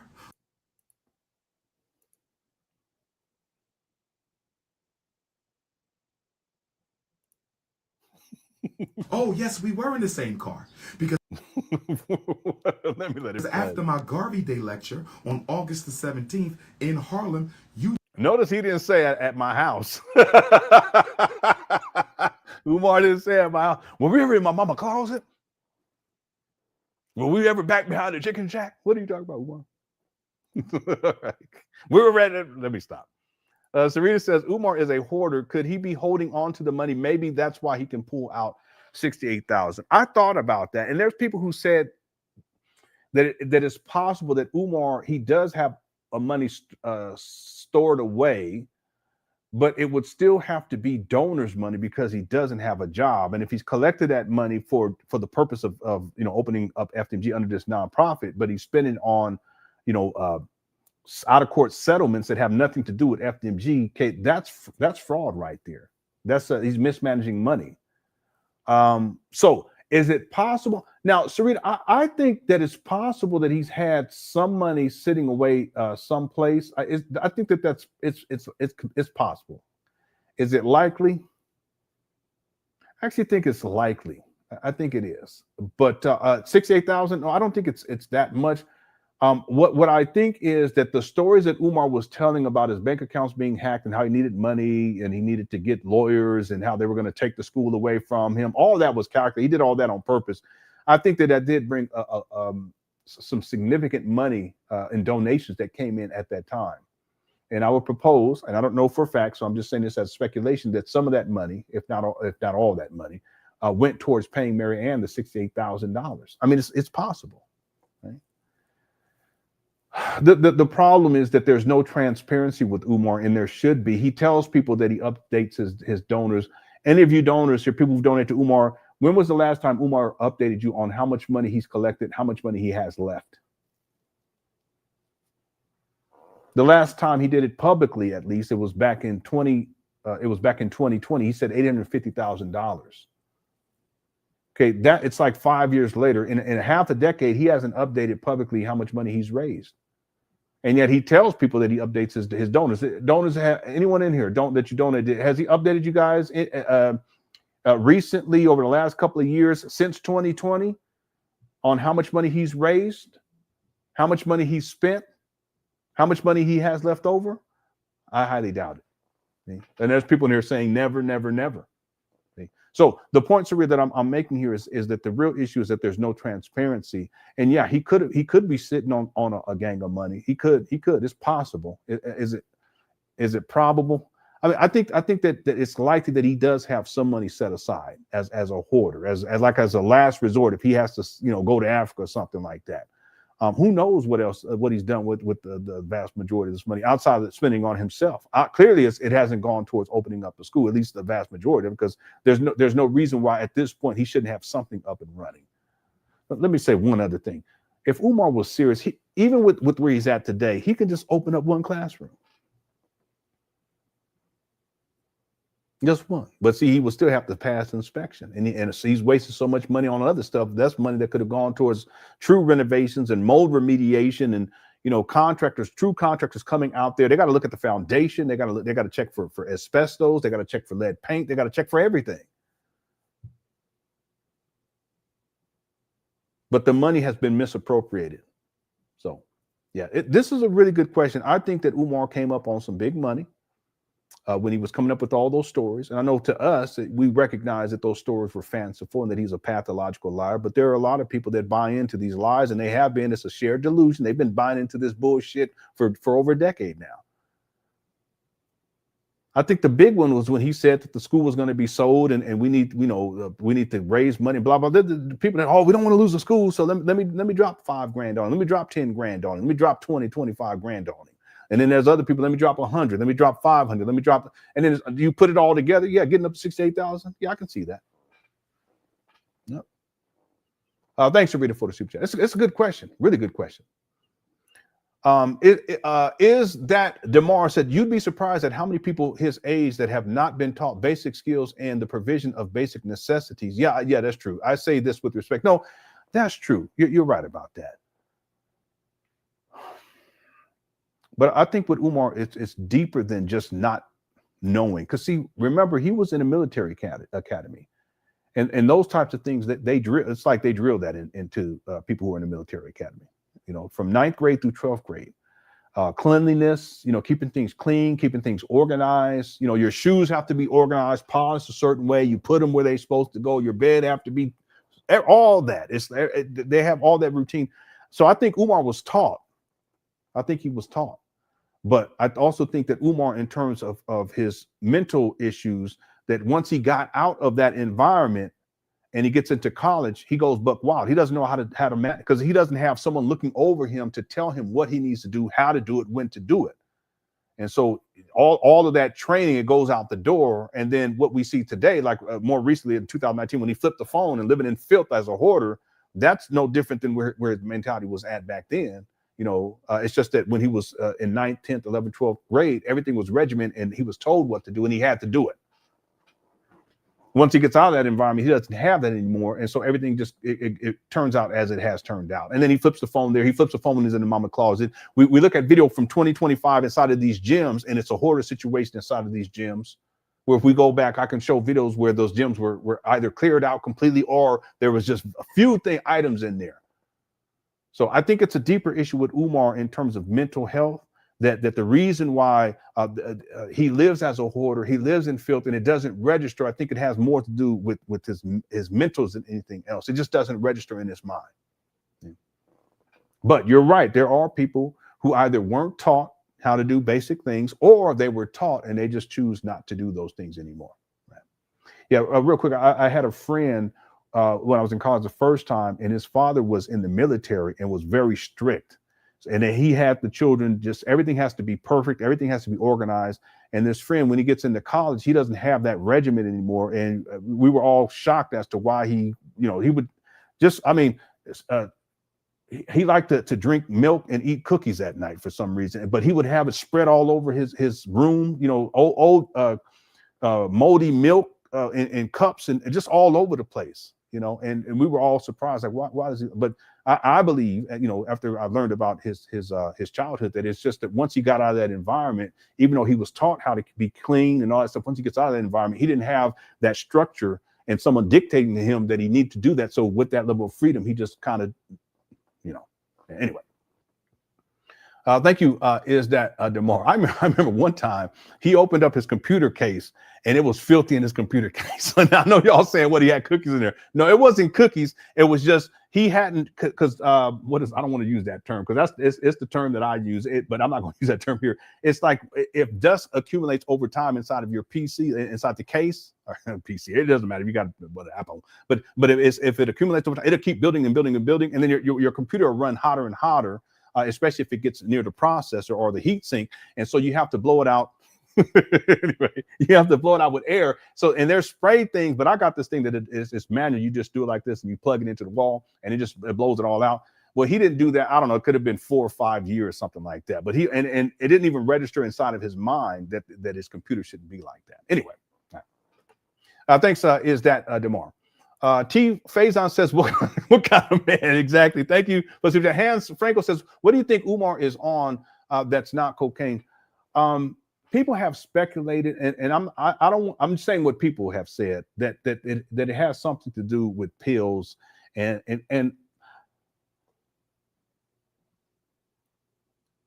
I think that Umar has substance abuse issues with what we would call street drugs or illegal drugs, but then also prescription drugs too. That's what I think. Okay? And I'm saying I think because I don't know for sure. Also, when he talks about these different drugs, because he used to talk about them a lot back in the day, there's something about it that just it makes it seems so as if it's so familiar to him, like personal to him. So I don't know for sure. I don't know for sure. I do know that if you go back far enough, Umar was not in the state that he's in today. There was a time where he wasn't looking all smoked out like that. 2020 was really bad for him. 2020 and 2021. I can pull up videos and show you guys exactly what I mean. And I'll propose that and speculate that the reason why was because when 2019, when he acquired those abandoned buildings, he was massive infusion of cash comes in because people were excited. And even though the money was coming in, Umar, now he's faced with this dilemma because he didn't know what to do. What's next? I mean, he said that there was 3 phases: acquisition, renovation, and restoration. But he didn't know how to, after getting these trap banners, he didn't know how to start renovations, where to start. He didn't have a team to advise him, none of that, no board of directors. So that put Umar in a position, a very extremely stressful position. And I have a sense that with that stress and with the need to now show and prove, which he still hasn't done 6.5 years later, that it was so difficult for him that he began to indulge more and more. Plus, you got all this money, massive amounts of money coming in, and he began to indulge more and more. So that by the time you get into 2020, you see it clearly. 2021, damn. All right, so I'm gonna leave it right there. I just have a sense that it's more than just one thing. I also think the gin he talks to went into anyway. We can go on and on. Thanks, Hans. I have video of Umar where he's out smoking in front of the bandos, trying to make it spiritual, but you can tell he smokes. It's very clear, even how he holds it. I mean, he was just, yeah. And I said, okay, all right. Donations. Thank you for that. Ty says, Teen Wolf Tunde, the Wolfman. Yeah, we're going to get to that part in just a moment. Okay, we done got blowed off. We got about 1,800 people in the building. If at any point you've enjoyed this live stream, we're doing good on time, too. We'll probably go for another hour. We have 609 likes. Good. Our goal is 5, so we reached the goal. 500. So we've reached the goal. If at any point you enjoyed this live stream, make sure you hit that like button. It helps get these videos out into the algorithm. We're doing fantastic numbers recently. The poll question is: Umar Johnson a hypocrite? 96% said yes. 5% said no. So overwhelming. Okay. All right. Overwhelming. All right. Thanks, Ty, for the super chat. I appreciate it. Let's see. Mark, I said, yeah, M4RK. And Mark says, my future great grandchildren are looking forward to attending FDMG in 3025. Yeah, there's people who say stuff like, they'll say, because I'm in the sci-fi, they'll type in there, I'm a visitor from the future in the year 2089, and FDMG is still not open. Okay. The truth is that Umar, he has no intention of actually opening up a school. The thing is that even with, let's say real quick, hypothetically, we're going sci-fi here. If Umar opened up next year, let's say August 21st of 2026, golly, this guy. In order to open up, Umar has to have faculty and staff already ready. He has to have students already enrolled and paying that tuition before he starts. Okay, now again, we're assuming that renovations are complete. He passes inspections. You know, he gets a certificate of occupancy, all the paperwork that he needs to file with the city of Wilmington in terms of specifically for a school. He has all the insurance that he needs in order. He has the buses. He has, bus drivers and all that. Let's assume he has all that. Okay, well, he has to have faculty and staff on site. He has to have children whose parents are willing to pay $500 a month. Does he have that now? No. And even so, the other thing is that all this, he has to have a plan. He needs to be recruiting these students already just to have a chance of opening up August 21st of 2026. You guys see what I'm saying? He has to already be in the process of hiring people so that they know when they actually start work. He has to know how many people he's going to hire so that he can figure out, okay, well, what's the 401k, what 1K plans? He has to go through all that. 401k plan going to be, what type of benefits, how much is it going to cost in order to cover everyone? That has to be done way in advance. I mean, we're real quick. Aren't we just about to get to the point where for our benefits at work, we have to opt back in and make whatever corrections that we need to or adjustments that we need to?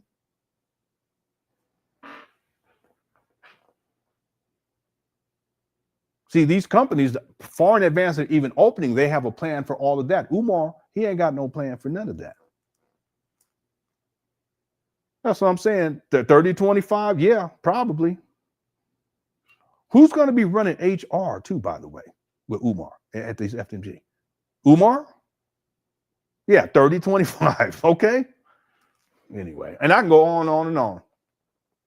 Thanks, Mark, for the super chat. Appreciate it.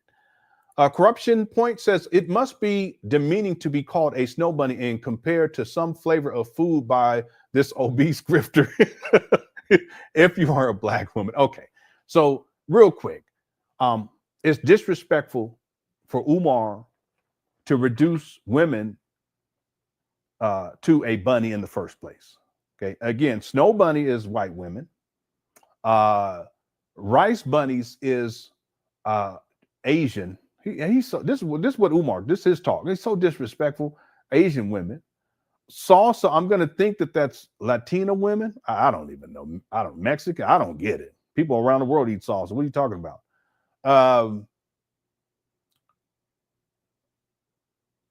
don't know. There's other ones too. I just can't even think of it. But see it's just so disrespectful all the way across the board. I want to make a point though, that if there was a white man who talked about that and talk like that, like Umar, and uses his verbiage and said watermelon bunnies, and those are black women, okay, now it's a problem. Y'all see what I'm saying? Fried chicken bunnies, it's a problem now. But somehow Umar gets a pass.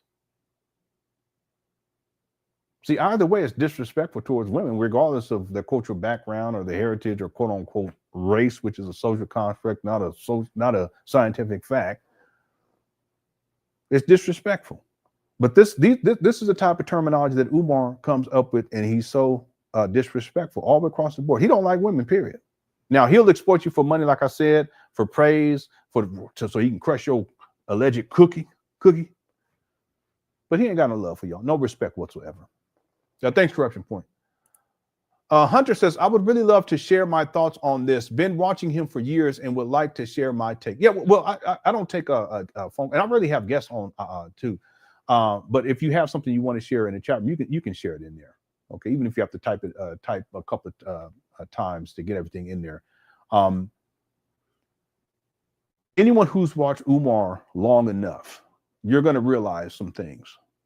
Okay, number one, you're going to realize that he's not serious about opening up a school. You're going to realize that he's misogynistic. You're going to realize that his mind tends to focus on, he's lustful. It focuses on sex. You're going to realize that he has a high demand for people to do things for him without him actually providing any service, including collecting donations for a school that does not exist. You're going to realize that he's a deadbeat. He doesn't take care of his kids, that he's a baby mama creator. You're going to realize that he doesn't care for Black people. He doesn't.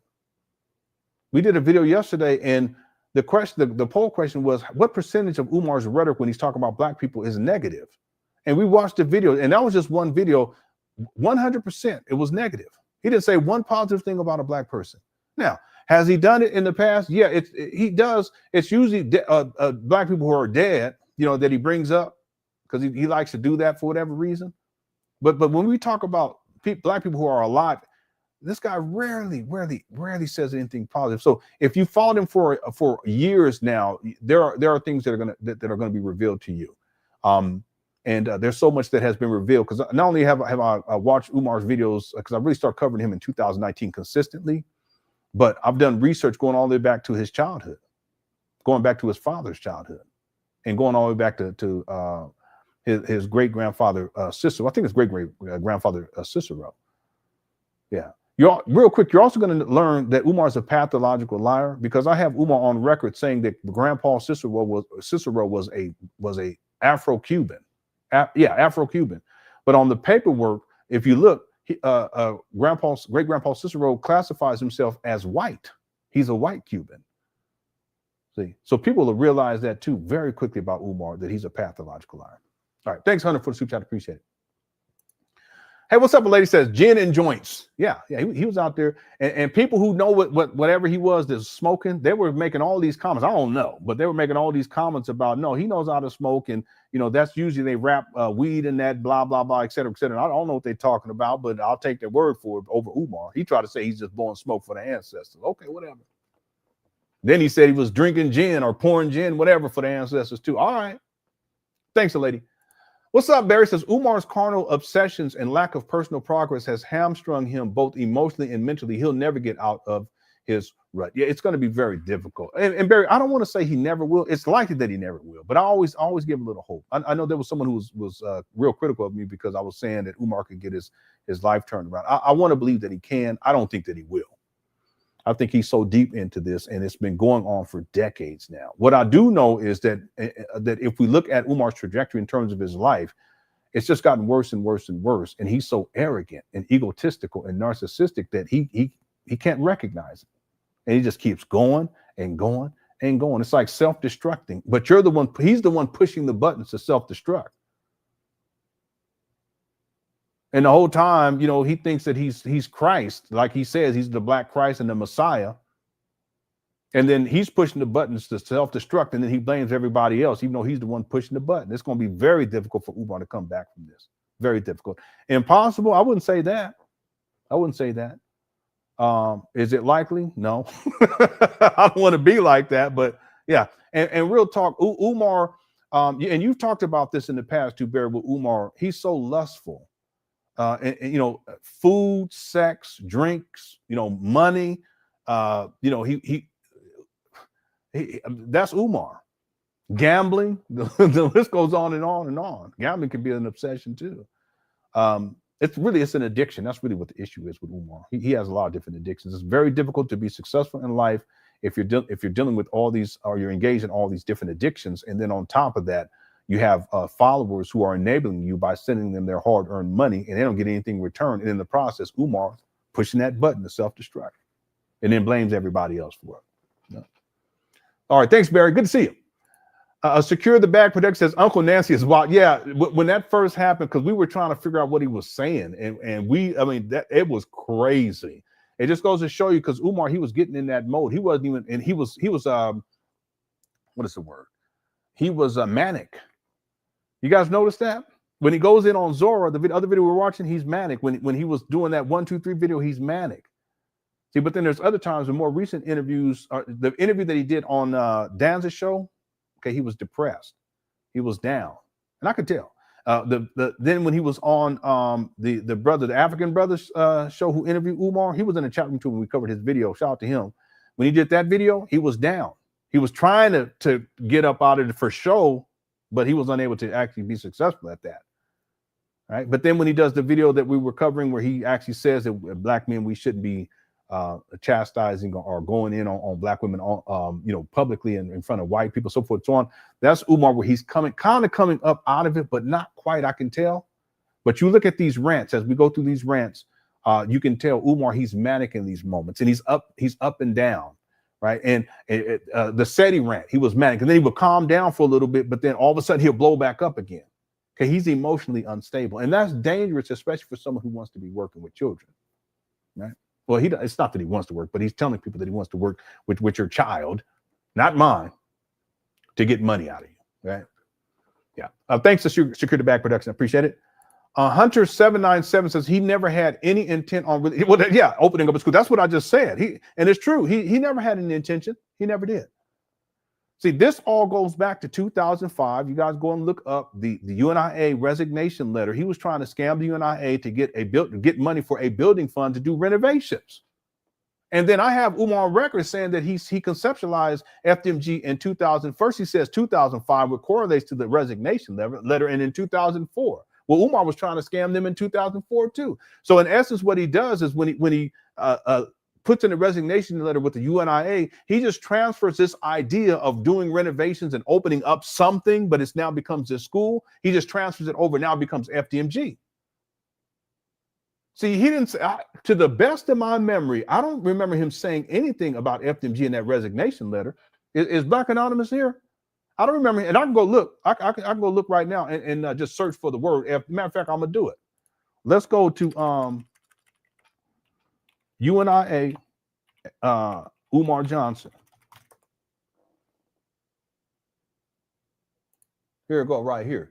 This is from August 17, 2005, and let me just search for FDMG. Doesn't come up.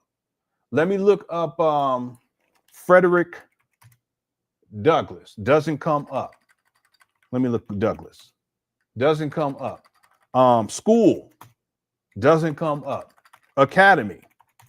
Doesn't come up. You guys see what I'm saying? Now, Marcus Garvey will come up because this is the UNI, I'm sure. Marcus. Yeah, there's two references. It says the Right Excellent Honorable Marcus Garvey, but it doesn't say anything about a school being named after him.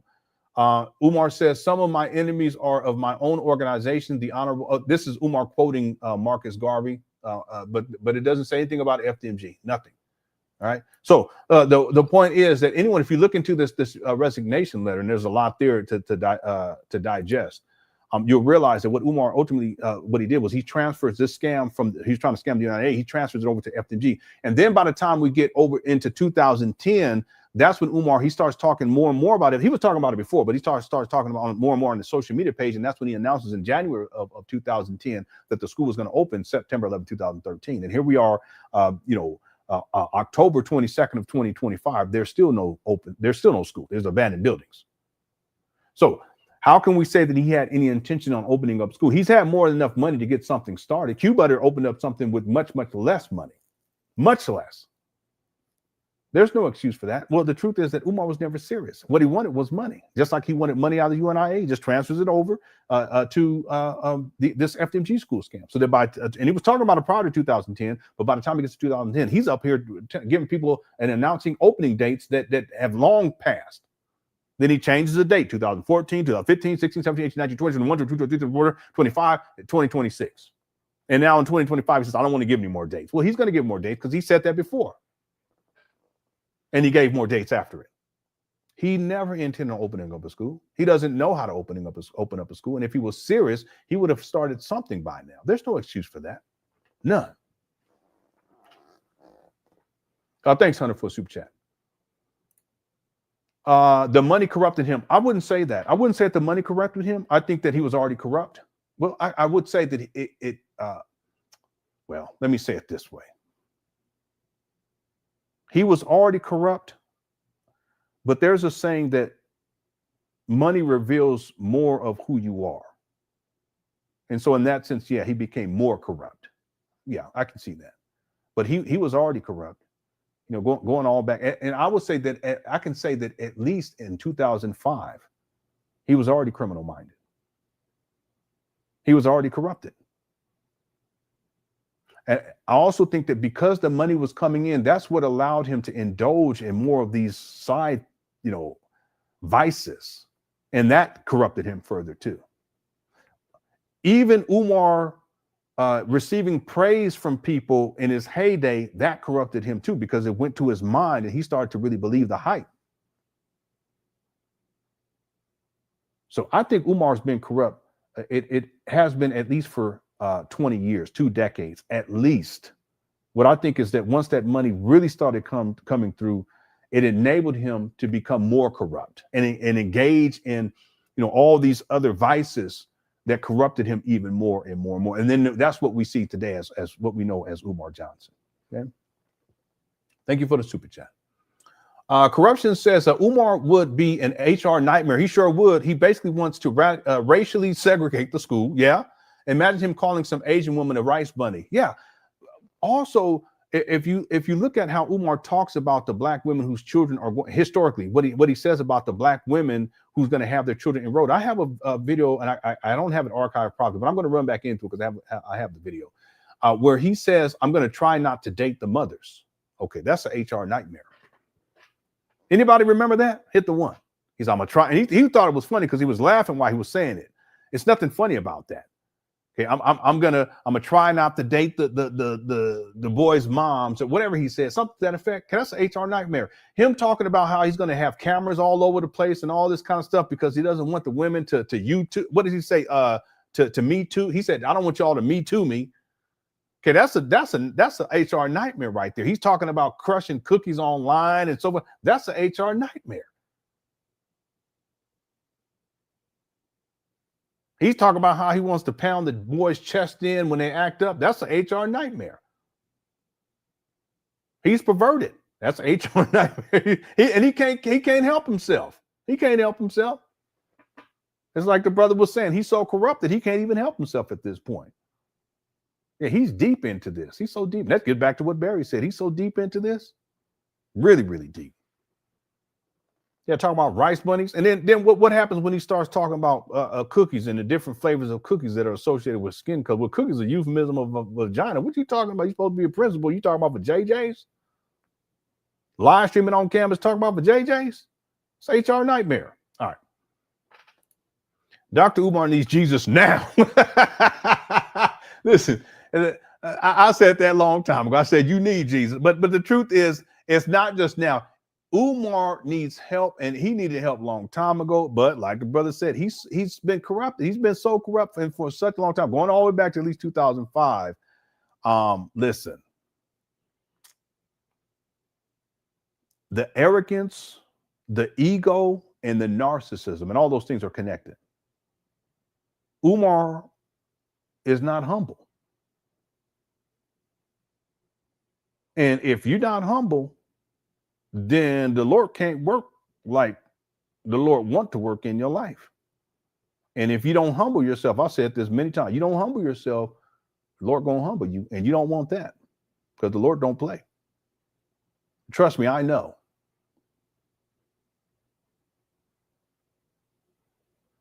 I try to live right every single day, and I try to stay humble every single day because I know from personal experience. The difference is Umar, he's his arrogance and his ego and the narcissism is so grand that he will not humble himself. And until such time that he does, nothing's going to change. It's going to keep getting worse. And that's real talk. Thanks, Kevin. Deacon Weasel, the comedian, says they say he has morning breath in bad. What are you talking? In bad hygiene. I know he has bad hygiene. I already know that, but come on. All right. We got to get back to this video. We still got about 1,763 people in the building. Thank you guys so much. We got to get back to the video. I may have to live shoot tomorrow. I don't mind. User225 says, would you ever contact this third baby mama? No, I've never contacted any of Umar's family members. I've never contacted any of his baby mamas. That's beyond the scope. I've never contacted anyone close to Umar. I've never done that because that's beyond the scope for me. It really is. His nephew reached out to me. I didn't reach out to his nephew. And if other family members want to come on and speak, they would have to reach out to me. And Lene knows this too. Lene knows this because we've talked about this in the past. No, they have to contact me, and it's not an ego thing or anything like that. It's just for me to do that. That goes. I'm reaching in to that pot, and that's just not what I do. I don't do that. When people are comfortable and they want to come on and share stories, okay. Well, then I'll vet you, and then okay, I'll have you on. But I'm not going to be reaching out to people who've dealt with Umar. I have a video of this one sister that clearly she dealt with Umar, but she didn't want to share everything, and she did a video to talk about it, but she didn't, because she says that something to the effect of, we're not going to go there right now. But I knew what she was saying. I could have reached out to her and said, hey, listen, would you like to come on and share, or do you want to talk with me about what? No, I'm not going to do that. I'm not going to do that. What I do is I tell people, listen, if you want to come on the show and talk about your experience dealing with Umar, you can reach out to me and I'll vet you. And you have to have some receipts to back up what you're saying. If the receipts aren't there, I won't have you on. But if the receipts are there and they're legitimate, then I'll have you on. That's how I work. But I don't go and reach out to people to have them, because that's beyond the scope for me. No, I don't do that. Thank you, User225. I appreciate it. It's like I said too before, if Umar had a wife, I wouldn't be speaking on his wife if she's not involved in this scam. And I wouldn't be bringing her up either, because that's beyond the scope. As men, we shouldn't be doing that shit. Don't bring up the kids. Don't bring up the wife. Now, people say, well, you did speak on his daughter. Yeah. But that's because she exposed him for being a deadbeat, which is in line with what I've been saying. So it corroborates what I've been saying. It wasn't about her. It was about what she said about Umar. And when I did cover, and it was not that I even covered her, I was very careful. I blurred her face. I told people don't put, and I was very adamant about that because I got upset about that. Don't put her name inside the chat room. This to keep her safe, keep her protected. Yeah, but she's already online. She's all over. It's besides the fucking point. Don't put her name. Don't put her social media. Don't do none of that. Okay, didn't reach out to her or anything. But I did see on my Facebook page at one point she did reach out as a friend request. But I'm really on Facebook. But that's beyond the scope too. No, I'm not going to do that. See? Could I have had her on as a guest? Absolutely. But no, I'm not going to do that. See? Anyway. I wouldn't reach out to the third baby mama or the fourth woman that tried to put Umar on child support. I wouldn't do that. And that's just in Philadelphia. Okay. I'm sure there's more out there. Thank you, User225. Hunter also says the only reason he isn't in jail is because he is stealing from his own. I totally agree with that. Once he steals from the others, he's cooked. I totally agree with that. Listen, Umar is something called affinity fraud. He targets black people. But if his target, I'm gonna say this: if Umar targeted white people, his ass would have been done years ago. If he targeted Asians, his ass would have been done long time ago. But because he's targeting black people, it is what it is. I totally agree with that. Look at Jay Morrison. How does Jay Morrison get away with $11 million? And that shit was going on for what? How does he get away with that? Well, because he was targeting mainly black people. Now, if he was targeting white people, come on. Nature Boy. I mean, this guy was live streaming himself abusing people, slapping people, having other people slap people. One time he had these two women fighting on the beach, and it was gruesome. Y'all remember that hit the one? I have the video. I will never show it. I said, what? And it was like savagery. And he's sitting up there telling them to fight, and one woman bit the other one on the breast, and they was fighting and punching each other and grabbing and falling all into water and all. Then he say stop, and they stop. And they say go again, and they go again. Now, if he was doing that to white women, shit. Let's not play. Let's not play. He would have been done a long time ago. He would have been under the jail right now. He ain't for life, thank the Lord, but he would have been under the jail right now. It's unfortunate. It really is unfortunate, but that's how it would go. It's not fair, but that's the reality of the situation. I totally agree with that.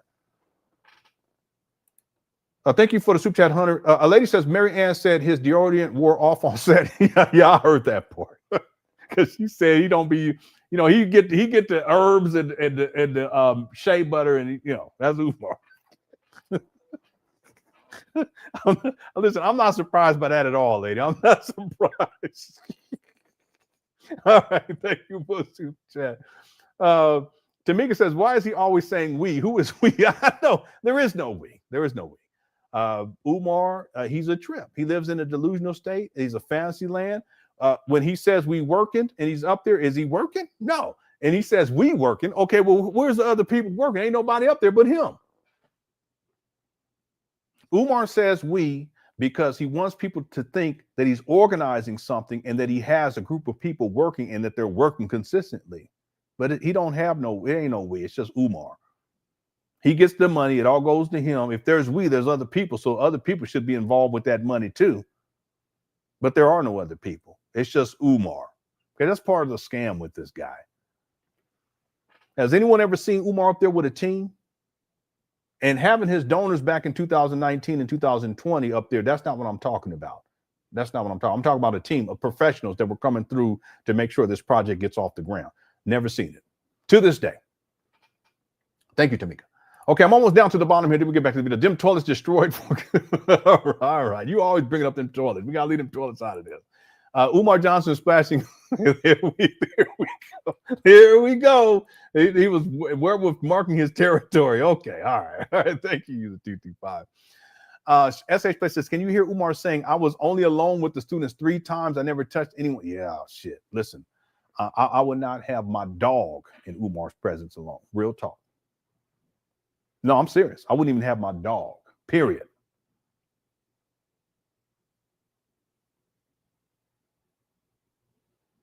Wouldn't do it.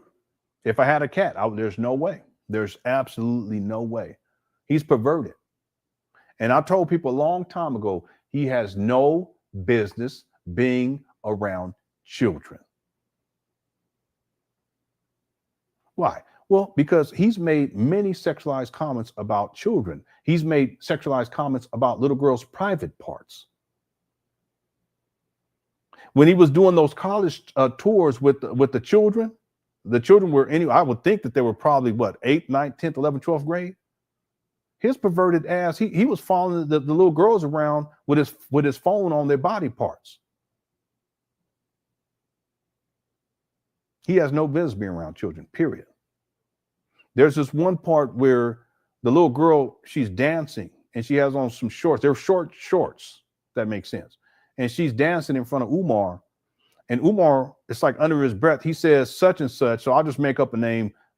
He says, Daniel says that those shorts are real short. The police gonna come and arrest you because your shorts are so short, blah, something to that effect. But if you rewind it, you don't hear anyone say that. That's Umar saying that. But what that means is that he's looking at her, leg, looking at her shorts and how short her shorts are and recording at the same time. And then that's what comes into his mind.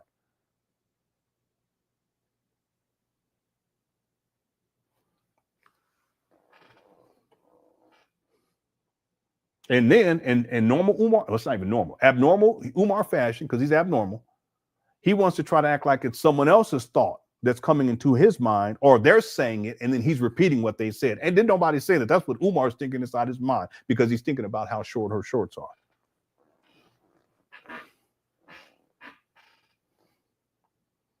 are. Thanks, SS Play. There's no way. There's no way. I wouldn't have my dog in Umar's presence alone, period. Ty says, Lenon, did you ever locate Sister Ashanti? No, I never located Sister Ashanti. That's one person that if I could locate, I would locate Sister Ashanti and interview her and say, how did you feel in that moment when Umar said what he said? Because that was horrible. That's one of the worst things Umar has done. And to do it live, I meant to have it inside the first documentary, but I forgot to put it in there. And I remember after I released it, it was maybe like a week later. I was like, wait, what did I? Oh, I said, damn, I forgot to put Sister Ashanti in it. Sister Shanti, if you ever see this video, reach out to her, brother, okay? You see, you know what I'm saying? I'll even send you $20, okay? And the next time I'll make it 40. All right, thanks, Todd. Corruption Point also says, I know people say it was another race, but to be honest, it's less that and more that too many of us won't hold him accountable. Yeah, that's part of it too. I think that's part of it too, that the lack of accountability. And there are a lot of people who they've enabled Umar, and we've been talking about this more recently. People who have Umar on their platforms and they don't ask him any critical questions, they enable him and they don't hold him accountable. That's a big part of this. And the thing that Umar fears the most is accountability. That also includes when Lene comes out. It's not just about what she shares. It's also it exposes Umar and it forces Umar to be held accountable for certain things, including his mother's living conditions and how he's treating women that he's dealing with. You know, when his daughter comes out, it not only does it expose him as a deadbeat, but in a sense, it actually puts Umar in a position where he's being held accountable for being a deadbeat. And then everyone talks about it. They're criticizing him for it, so forth and so on. When Sister Marianne Lauren comes out with her experience of making the Awaken movie with Umar, that's also an accounting that is taking place. And you see how that's turned out. See? Yeah. So yeah, I think that's a huge component to this, but I also think it is a race-based issue because Umar, he specifically targets Black people, and he knows how to manipulate Black people more than any other group of people. And if he was doing this to other groups of people, he would have faced far more serious consequences by now, and he would have been held even more accountable than how he's being held accountable today. And that's in my opinion. Okay, thank you, Corruption. I'll put my super chat. User says, Daniel, also the one who all right, cut it out. We got to let the poo-poo stuff go because that was just totally gross. All right, let's get back to this other video. Thank you guys so much. We got a little blowed off here, but thank you so much for your patience. We still got 1,760 people. We have 719 likes so far. Thank you guys so much. If you enjoyed the show at any point, make sure you hit that like button. And then we have 1,820 votes so far on the poll. Is Umar Johnson a hypocrite? 95% said yes, 5% said no. All right. Looks good. Let's go. Here we go. Jumped your fat ass in my back seat when I had to drop the 2 elder queen mothers off. But I dropped you off first. Or I dropped you off second. Either way, I made sure I was not in a car with you by yourself. You know why I made sure that I was not in a car with you by yourself? Because something told me you could not be trusted. So you was defaming my character and slandering my name, but you didn't hesitate to jump your fat, pregnant, married ass in the back of my car and get dropped off after my Garvey lecture. And then you ran to Tasha K. I'ma tear your ass up when that video dropped. You better pray Tasha K don't let that video out. I'ma tear your ass up because you should have never lied and said we was in no relationship. And guess what else I found out? You told sisters we had sex. I never touched your ass. No, she never said that. You ain't my type. You ain't my type, sweetheart. Your ass is flatter than a Negropean. Excuse me. Your ass is flatter than a European, flatter than a snow bunny. See this? We're reducing her down to her body parts. Okay, even though he respects Black women, right? Your ass is flatter than an omelet on Sunday morning. Your ass is flatter than a street freshly paved on a Monday morning. You is not my type. You are not 5'5" thick in the thighs. I'm going to tear your ass a new one when that interview drops. Let me digress. I want to thank everybody who donated to the Shockumentary today. I want to thank everybody who donated. Okay, to be clear, that Shockumentary was supposed to premiere in the fall of 2014, if memory serves me correctly. He was still collecting money for it in 2022, and it's still not complete. Was it 2014 or 2010? No, it was 2012. That Shockumentary, I believe, was supposed to come out in 2012. So this is a decade later. He's still collecting money for it. And here we are now, 13 years later, and that documentary is still not out. He's a con man. To the shockumentary today. But we got another scandal coming, and I'm ready. Oh, I'm ready for this one. Oh, I'm ready for this one. Oh, I'm ready for this one. Because this scandal involves a woman I never touched. This scandal involves a woman I've never been alone He about to turn to a werewolf. with. This scandal involves a woman who's saying all kind of things with her pregnant, married ass. You 7 months pregnant during an interview with Tasha K about Dr. Umar. You 7 months pregnant during an interview with Tasha K about Dr. Umar with your Neanderthal booty. Your There you go. smashed in booty. You think I want to look at that? Do you really think I want to bend that over? See this guy? He's demonic. Been telling people.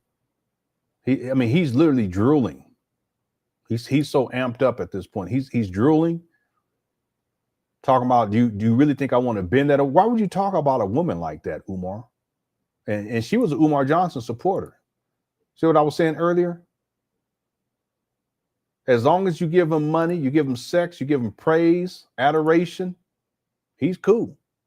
But when you stop doing that, all of a sudden you're evil. But look who's the person being evil.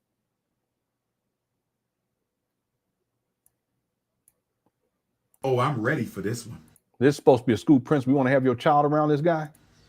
Oh, I'm ready for this one. Because this scandal involves a woman I never touched.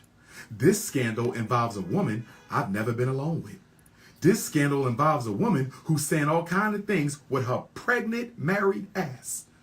You 7 months pregnant during an interview with Tasha K about Dr. Umar. You 7 months See him spitting all over, saliva coming out of his mouth. pregnant during an interview with Tasha K about Dr. Umar with your Neanderthal booty, your smashed Look at this guy. Just damn.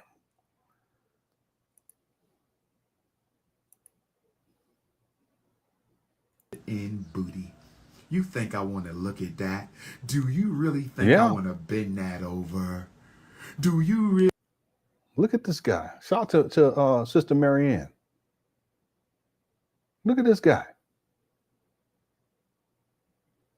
He and his mama closet too at this time. His mama downstairs, and he talking like this, yelling and screaming.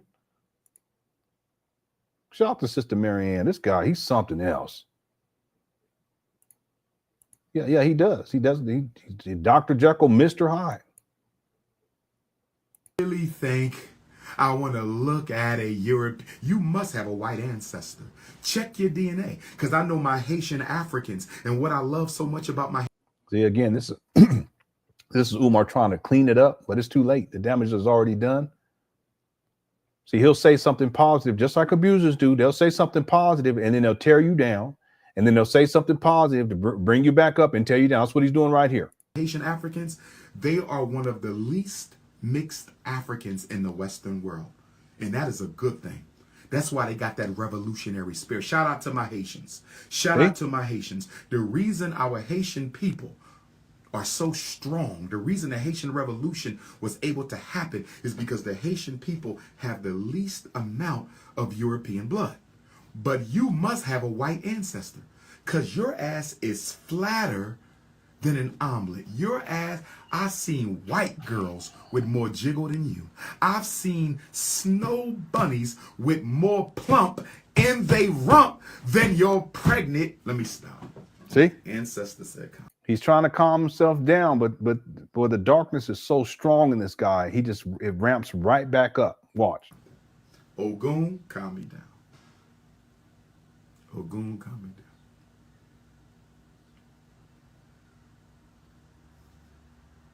You know, I'm Ogun, so you know we get worked up real quick. Energy, power, strength. I'm Ogun. No. Boy, I tell you, Umar, you're gonna make excuses for this behavior. You're a shady, sick, abusive, chatty patty.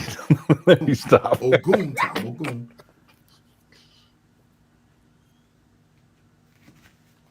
me calm down. Let me calm down. Let me calm down. Sister Valerie says, show some mercy. Show some mercy. Look at Show it. some mercy. Mm-hmm. Show some mercy. Look at his face. See, he goes right back. Look at this guy.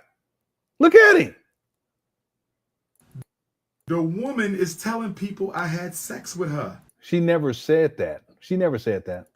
Show mercy. I was never even alone. Where did we have sex at? Which hotel? On See how it gets ramped right back up? what day? When? Where? She's only seen me 5 times in her whole life. How did we have sex?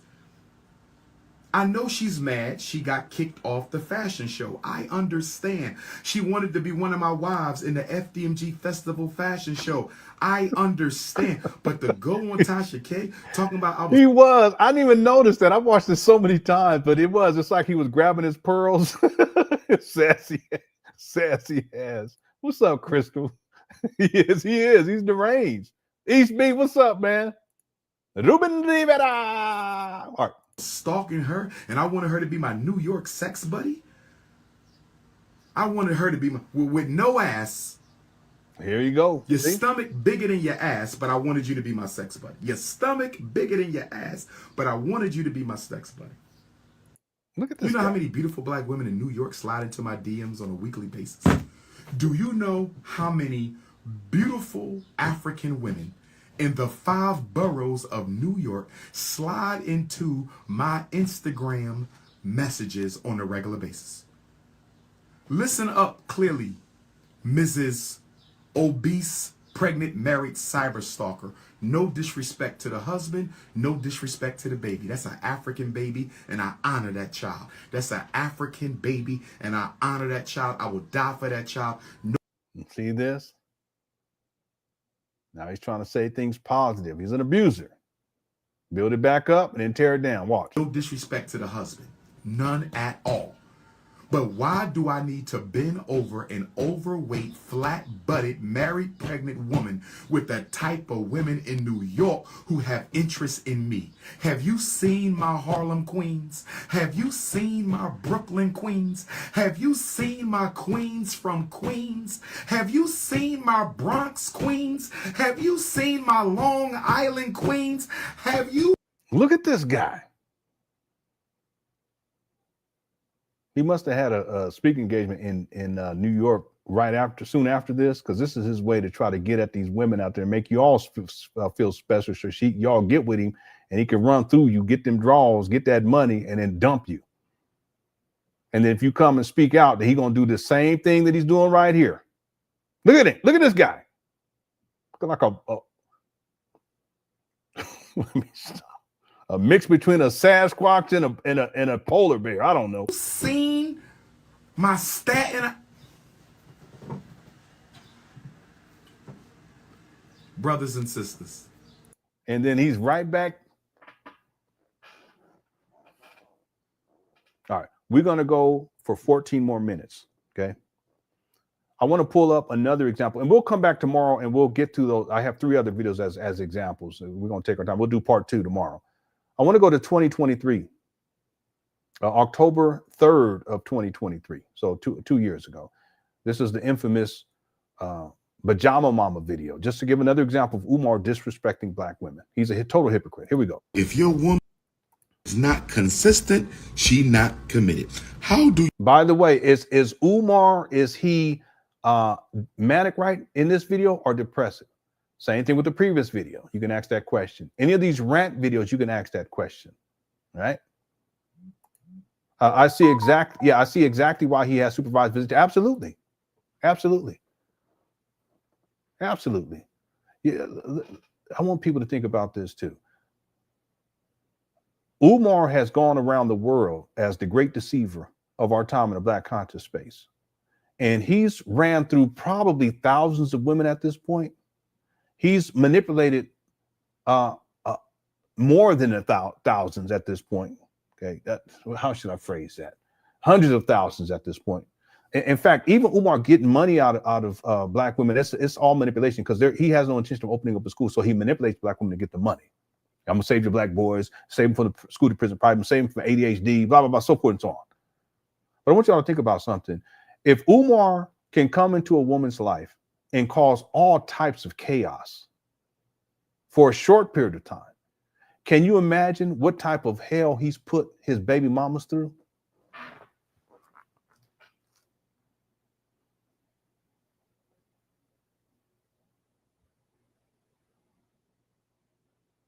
Can you imagine?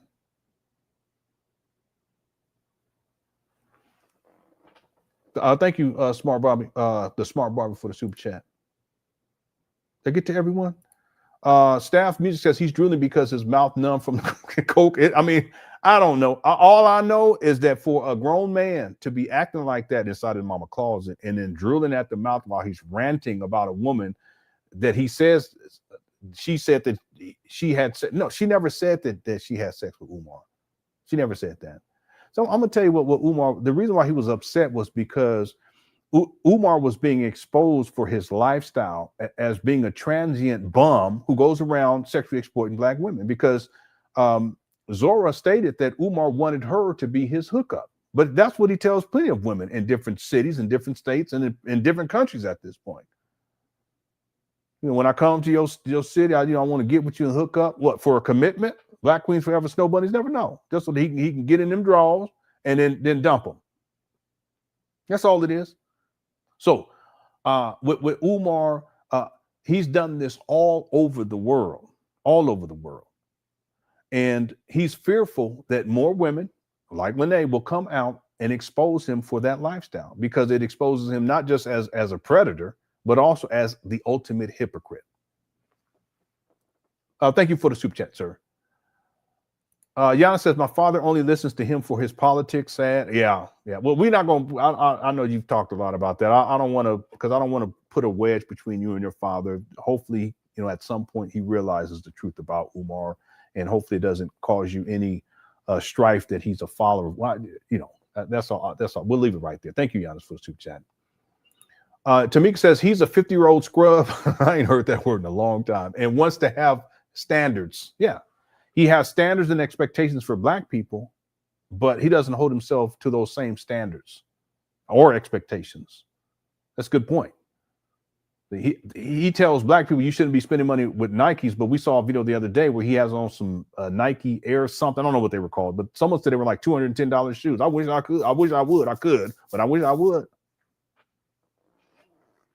You know how many groceries I can buy with $210? And listen, I got kids. I got a gang of them. So you guys got y'all. I ain't shaming nobody. If you got it, you could do it. Go on, do it. But I ain't doing it. Maybe when they get older, give me a Cadillac. And let me stop. So give me a Cadillac. I'm gonna get me. Umar living inside the mama clause. They talk about standards for black people. Yeah, that's hypocritical in and of itself.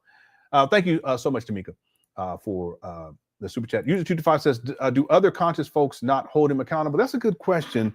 There are some who have spoken out against Umar. We actually talked about this maybe a month ago. There are some who have in the past spoken about Umar. I can pull up examples of Dr. Phil Valentine, who was one of the main elders in the black conscious space for a couple of decades. I don't think he's really as active as he used to be.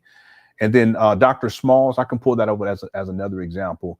But the criticism of Umar and holding him accountable, it hasn't been significant. That's one of the big tragedies in all of this, because Umar, his reach would not be what it is today if more of those elders came out and spoke out against what Umar. But the truth is, a lot of them didn't know. They didn't know.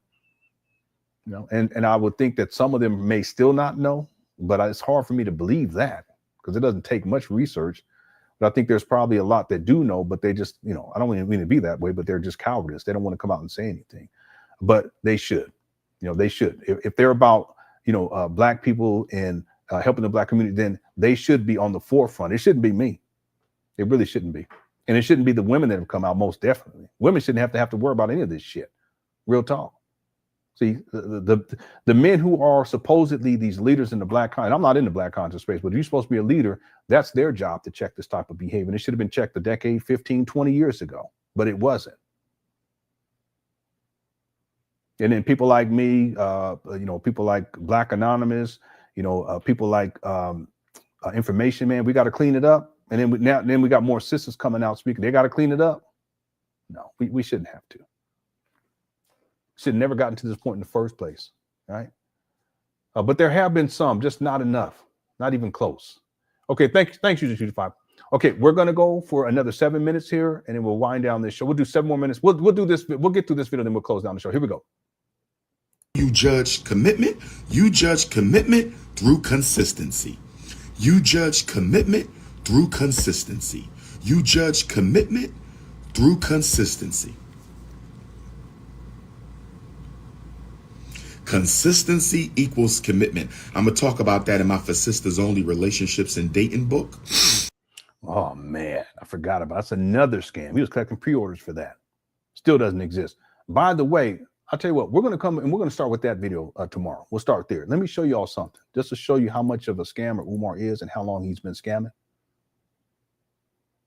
This was a post from March 26th. This is before he allegedly started raising money for the St. Paul's College in 2014. Top 30 shockumentary volunteer states. Okay, everyone's volunteer. He's asking for donations too, but you volunteer. Everything's free. In order: number 1, California; 2, Pennsylvania; number 3, Georgia; number 4, New York; number 5, Massachusetts; number 6, Florida. And then look at what he puts over here. Let me get myself off. It says Race First Films in association with Prince of Pan Africanism Publishing, Psychoacademic War Against Black Boys, the shockumentary, coming to a theater near you, fall of 2014. This is chess, not checkers. Understand that Umar was still collecting money for this in 2022. It was supposed to premiere in a theater near you, fall of 2014. Umar was still collecting donations for this in 2022. Furthermore, we're in 2025. This film still hasn't premiered. He's a con man.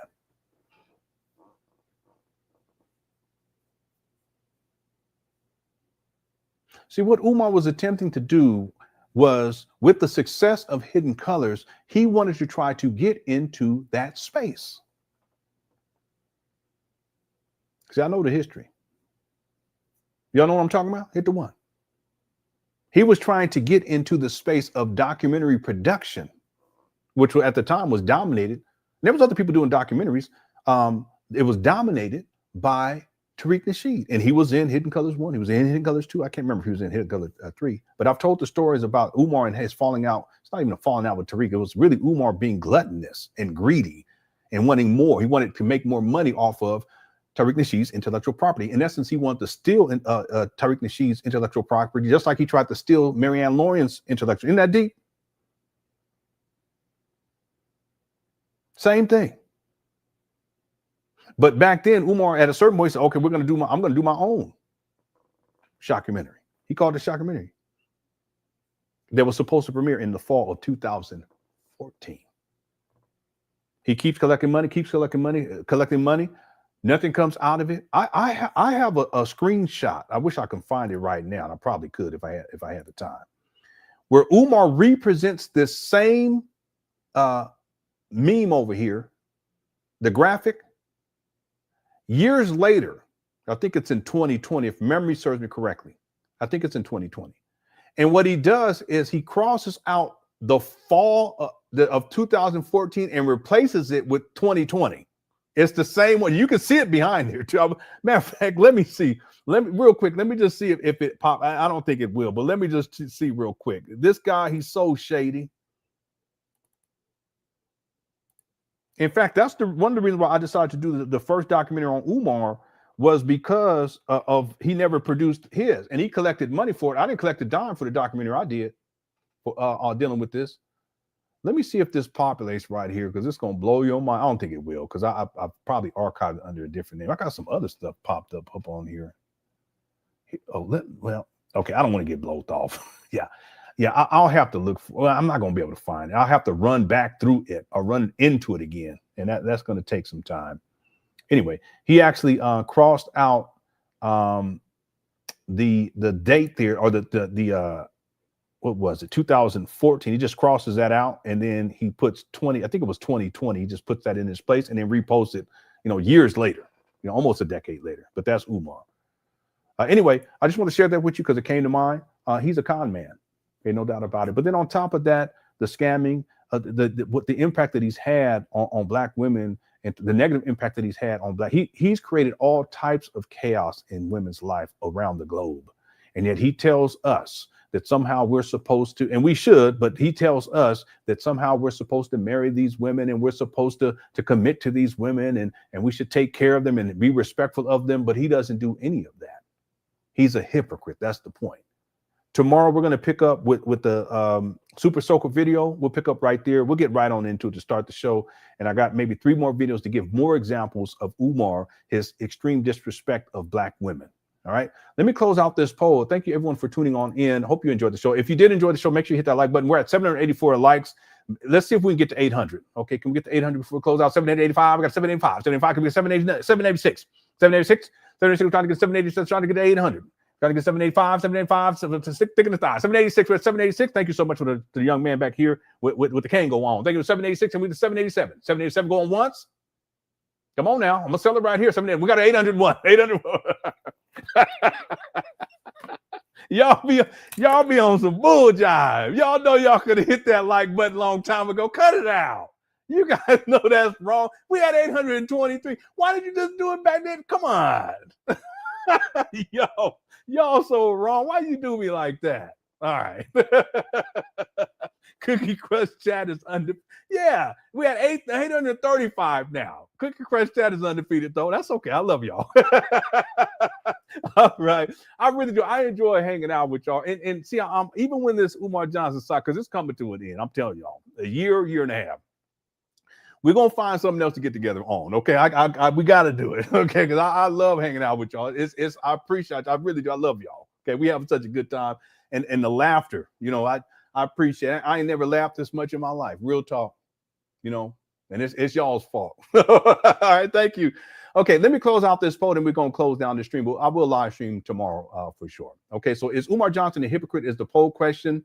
We had 1,959 votes. 95% said yes, and 5% said no. So it's a landslide. All right, and you guys know my answer. Yeah, he's the ultimate hypocrite. Real talk. All right, thank you so much. Let me go ahead and end this poll. Thanks to everyone who sent in super chats as well. If you sent in cash apps or PayPal, thank you so much. I appreciate it. And I want to say I don't take it for granted at all. Okay, I don't. Okay. There are people who they've been complaining for years. You waste time on that, and you shouldn't thank people, and you shouldn't read. No. It's the right thing to do. Now, Umar, on the other hand, he does things differently. Okay, I don't ask for it, but if people won't bless me, it's the right thing to do to express gratitude. That's what I call it, the spirit of gratitude. Umar doesn't have that, but I have it. Okay, I'm so thankful. I'm so grateful to everyone who's been supportive of the channel. I'm also thankful and grateful to people for showing up, and we have such a good time. I've never seen anything like this on YouTube, and I don't take it for granted because the Lord give, the Lord take it. So we have to be appreciative for what is given. Okay. Thank you guys so much. Also, thanks to the mods. Y'all be handling business. All right. You guys are the best. Okay. Shout out to the Cookie Crush chat. Cookie Crush chat's undefeated. And as we always do, this keeps with the theme too of Umar's disrespect. Watch, check this out. Here we go. Out there. Any Black woman out there who has been repeatedly victimized by men, physically, sexually, psychologically, okay? I can almost promise you that you are emitting messages. You are communicating nonverbal messages to the men you date that it is safe to take advantage of you. What if you have a child? What if you have a child with the abuse? See, he's an abuser. Can you believe this guy? He's an abuser. Someone said they sent a super chat. I didn't see that super chat. I'm scrolling back through right now, and I still don't see it. So let me apologize. Maybe either it didn't go through or it didn't populate on my end, on the back end. And I've just looked through everything. Yeah, I feel bad about that. If you did send in a super chat, I apologize. It's just not show up here on the back end. But thank you so much though for the super chat.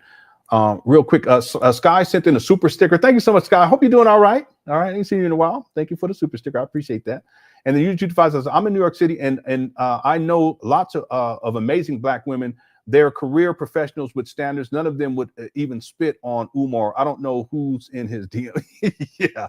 But what I think, user 225, I think Umar probably had a speaking engagement in New York right after with that rant, or soon after that rant, and that was his way to try to, on one hand, again, build up the women in those the boroughs. But then if he's going to go out there and he's saying all these positive things and how they're all beautiful and all this stuff, that increases his opportunity or his chances at being predatory while he's out there. That's Umar. He's a predator.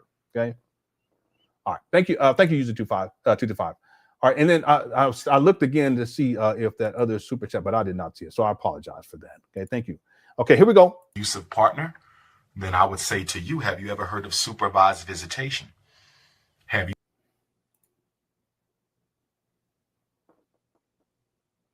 Who said that, by the way? See that? Y'all see that? You didn't know I was going to pull that video up. See, Umar, he's projecting. That's what he's doing. Oh, yeah. Thanks, Yellow Man. Sent a Cash App yesterday. Okay, thank you. wait, why you got to say shake my head? What I do wrong? Damn. Why you do me like that? Why you got to put me on blast like that? Damn. Yo, man, yo. And it's always you. Let me stop. Okay. All right. Thank you for the super chat. Thank you for the Cash App as well. Boy, y'all ruthless. Okay. Let's finish this up. I keep getting blown up. Here we go. Then I would say to you, have you ever? What if you have a child with the abusive partner? Then I would say to you, have you ever heard of supervised visitation? Have you ever heard of supervised visitation? Because I'm of the belief a child needs their father even if he's abusive. Wow. A child needs his father even if he's abusive. Child needs his father even if the father is abusive. But that's why we have supervised visitation. See? That's why we have supervised visitation. There it is. That's why we have supervised visitation. If you cannot trust that man around you, if you cannot trust that man to be alone with the children, you can set up supervised visitation. It's not the best case scenario, it is, but it's better than nothing. But as much as I am against domestic abuse, I don't want women to use domestic abuse as an excuse to keep the father from his children. I don't want women to use domestic abuse as an excuse to keep the father from the children. No. Teenage Black girls dealing with domestic violence are more likely to smoke, more likely to drink, more likely to use drugs to cope with the pain and anguish and trauma of the violence. And in many cases, the abuser will provide them with the drugs. If you dating a man and he offering you marijuana, he offering you cigarettes, he offering you alcohol, crack, why are you in that relationship? See that sniff? Mm-hmm. Let me date a woman and she offer me some drugs, huh?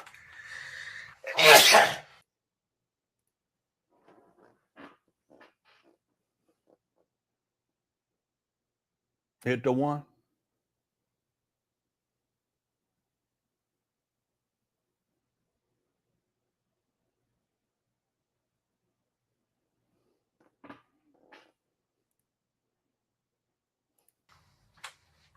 $65% of drugs, huh? 65% of women are raped by their partner. 65% of women are raped by their partner. And Black women, this is why I tell Black, don't play around with sex on the date if you're not giving none up. Stop.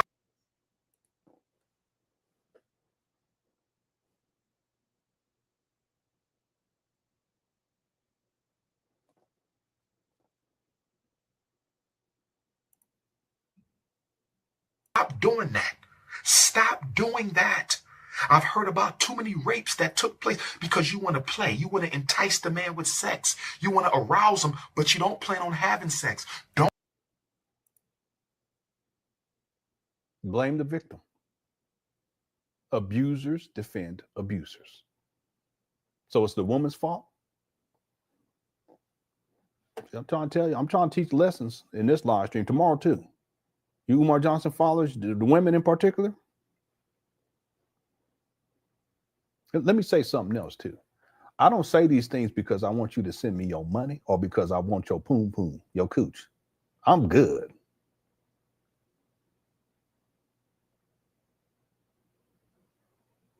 I say it because it's the truth, and I don't want no harm to come to not nobody, period, especially women and children.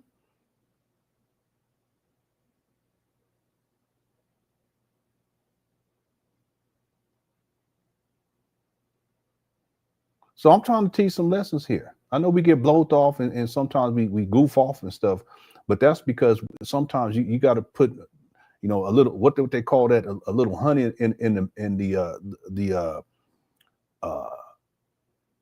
a little honey in the medicine.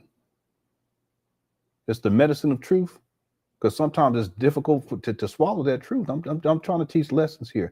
This is a guy who is willing to blame women who've been victimized and who've been raped, and that the reason why was because they were, I don't know, I don't get it, enticing the man somehow. I don't know what this is. Umar.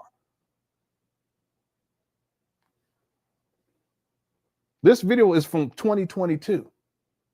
No, that can't be right. That can't be right. It's not 2022. This video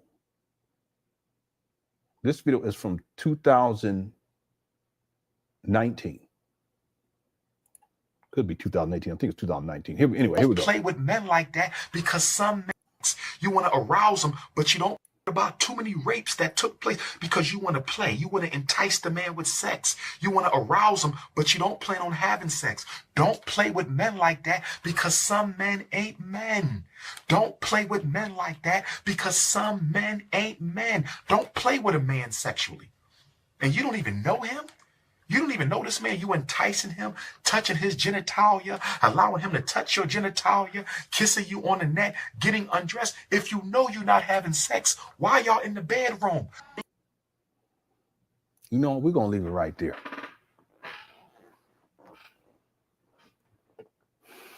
Been trying to warn y'all, and I'll continue to do my part. Shout out to the Cookie Crush chats, undefeated. Thank you all. All right. Thanks to the mods too. Appreciate you. Everyone who's supported with Super Chats, CashApp, PayPal. I appreciate it. I'm thankful. I'm grateful. And we'll be back tomorrow with another live stream. All right. All right. Love y'all. Take care. Peace.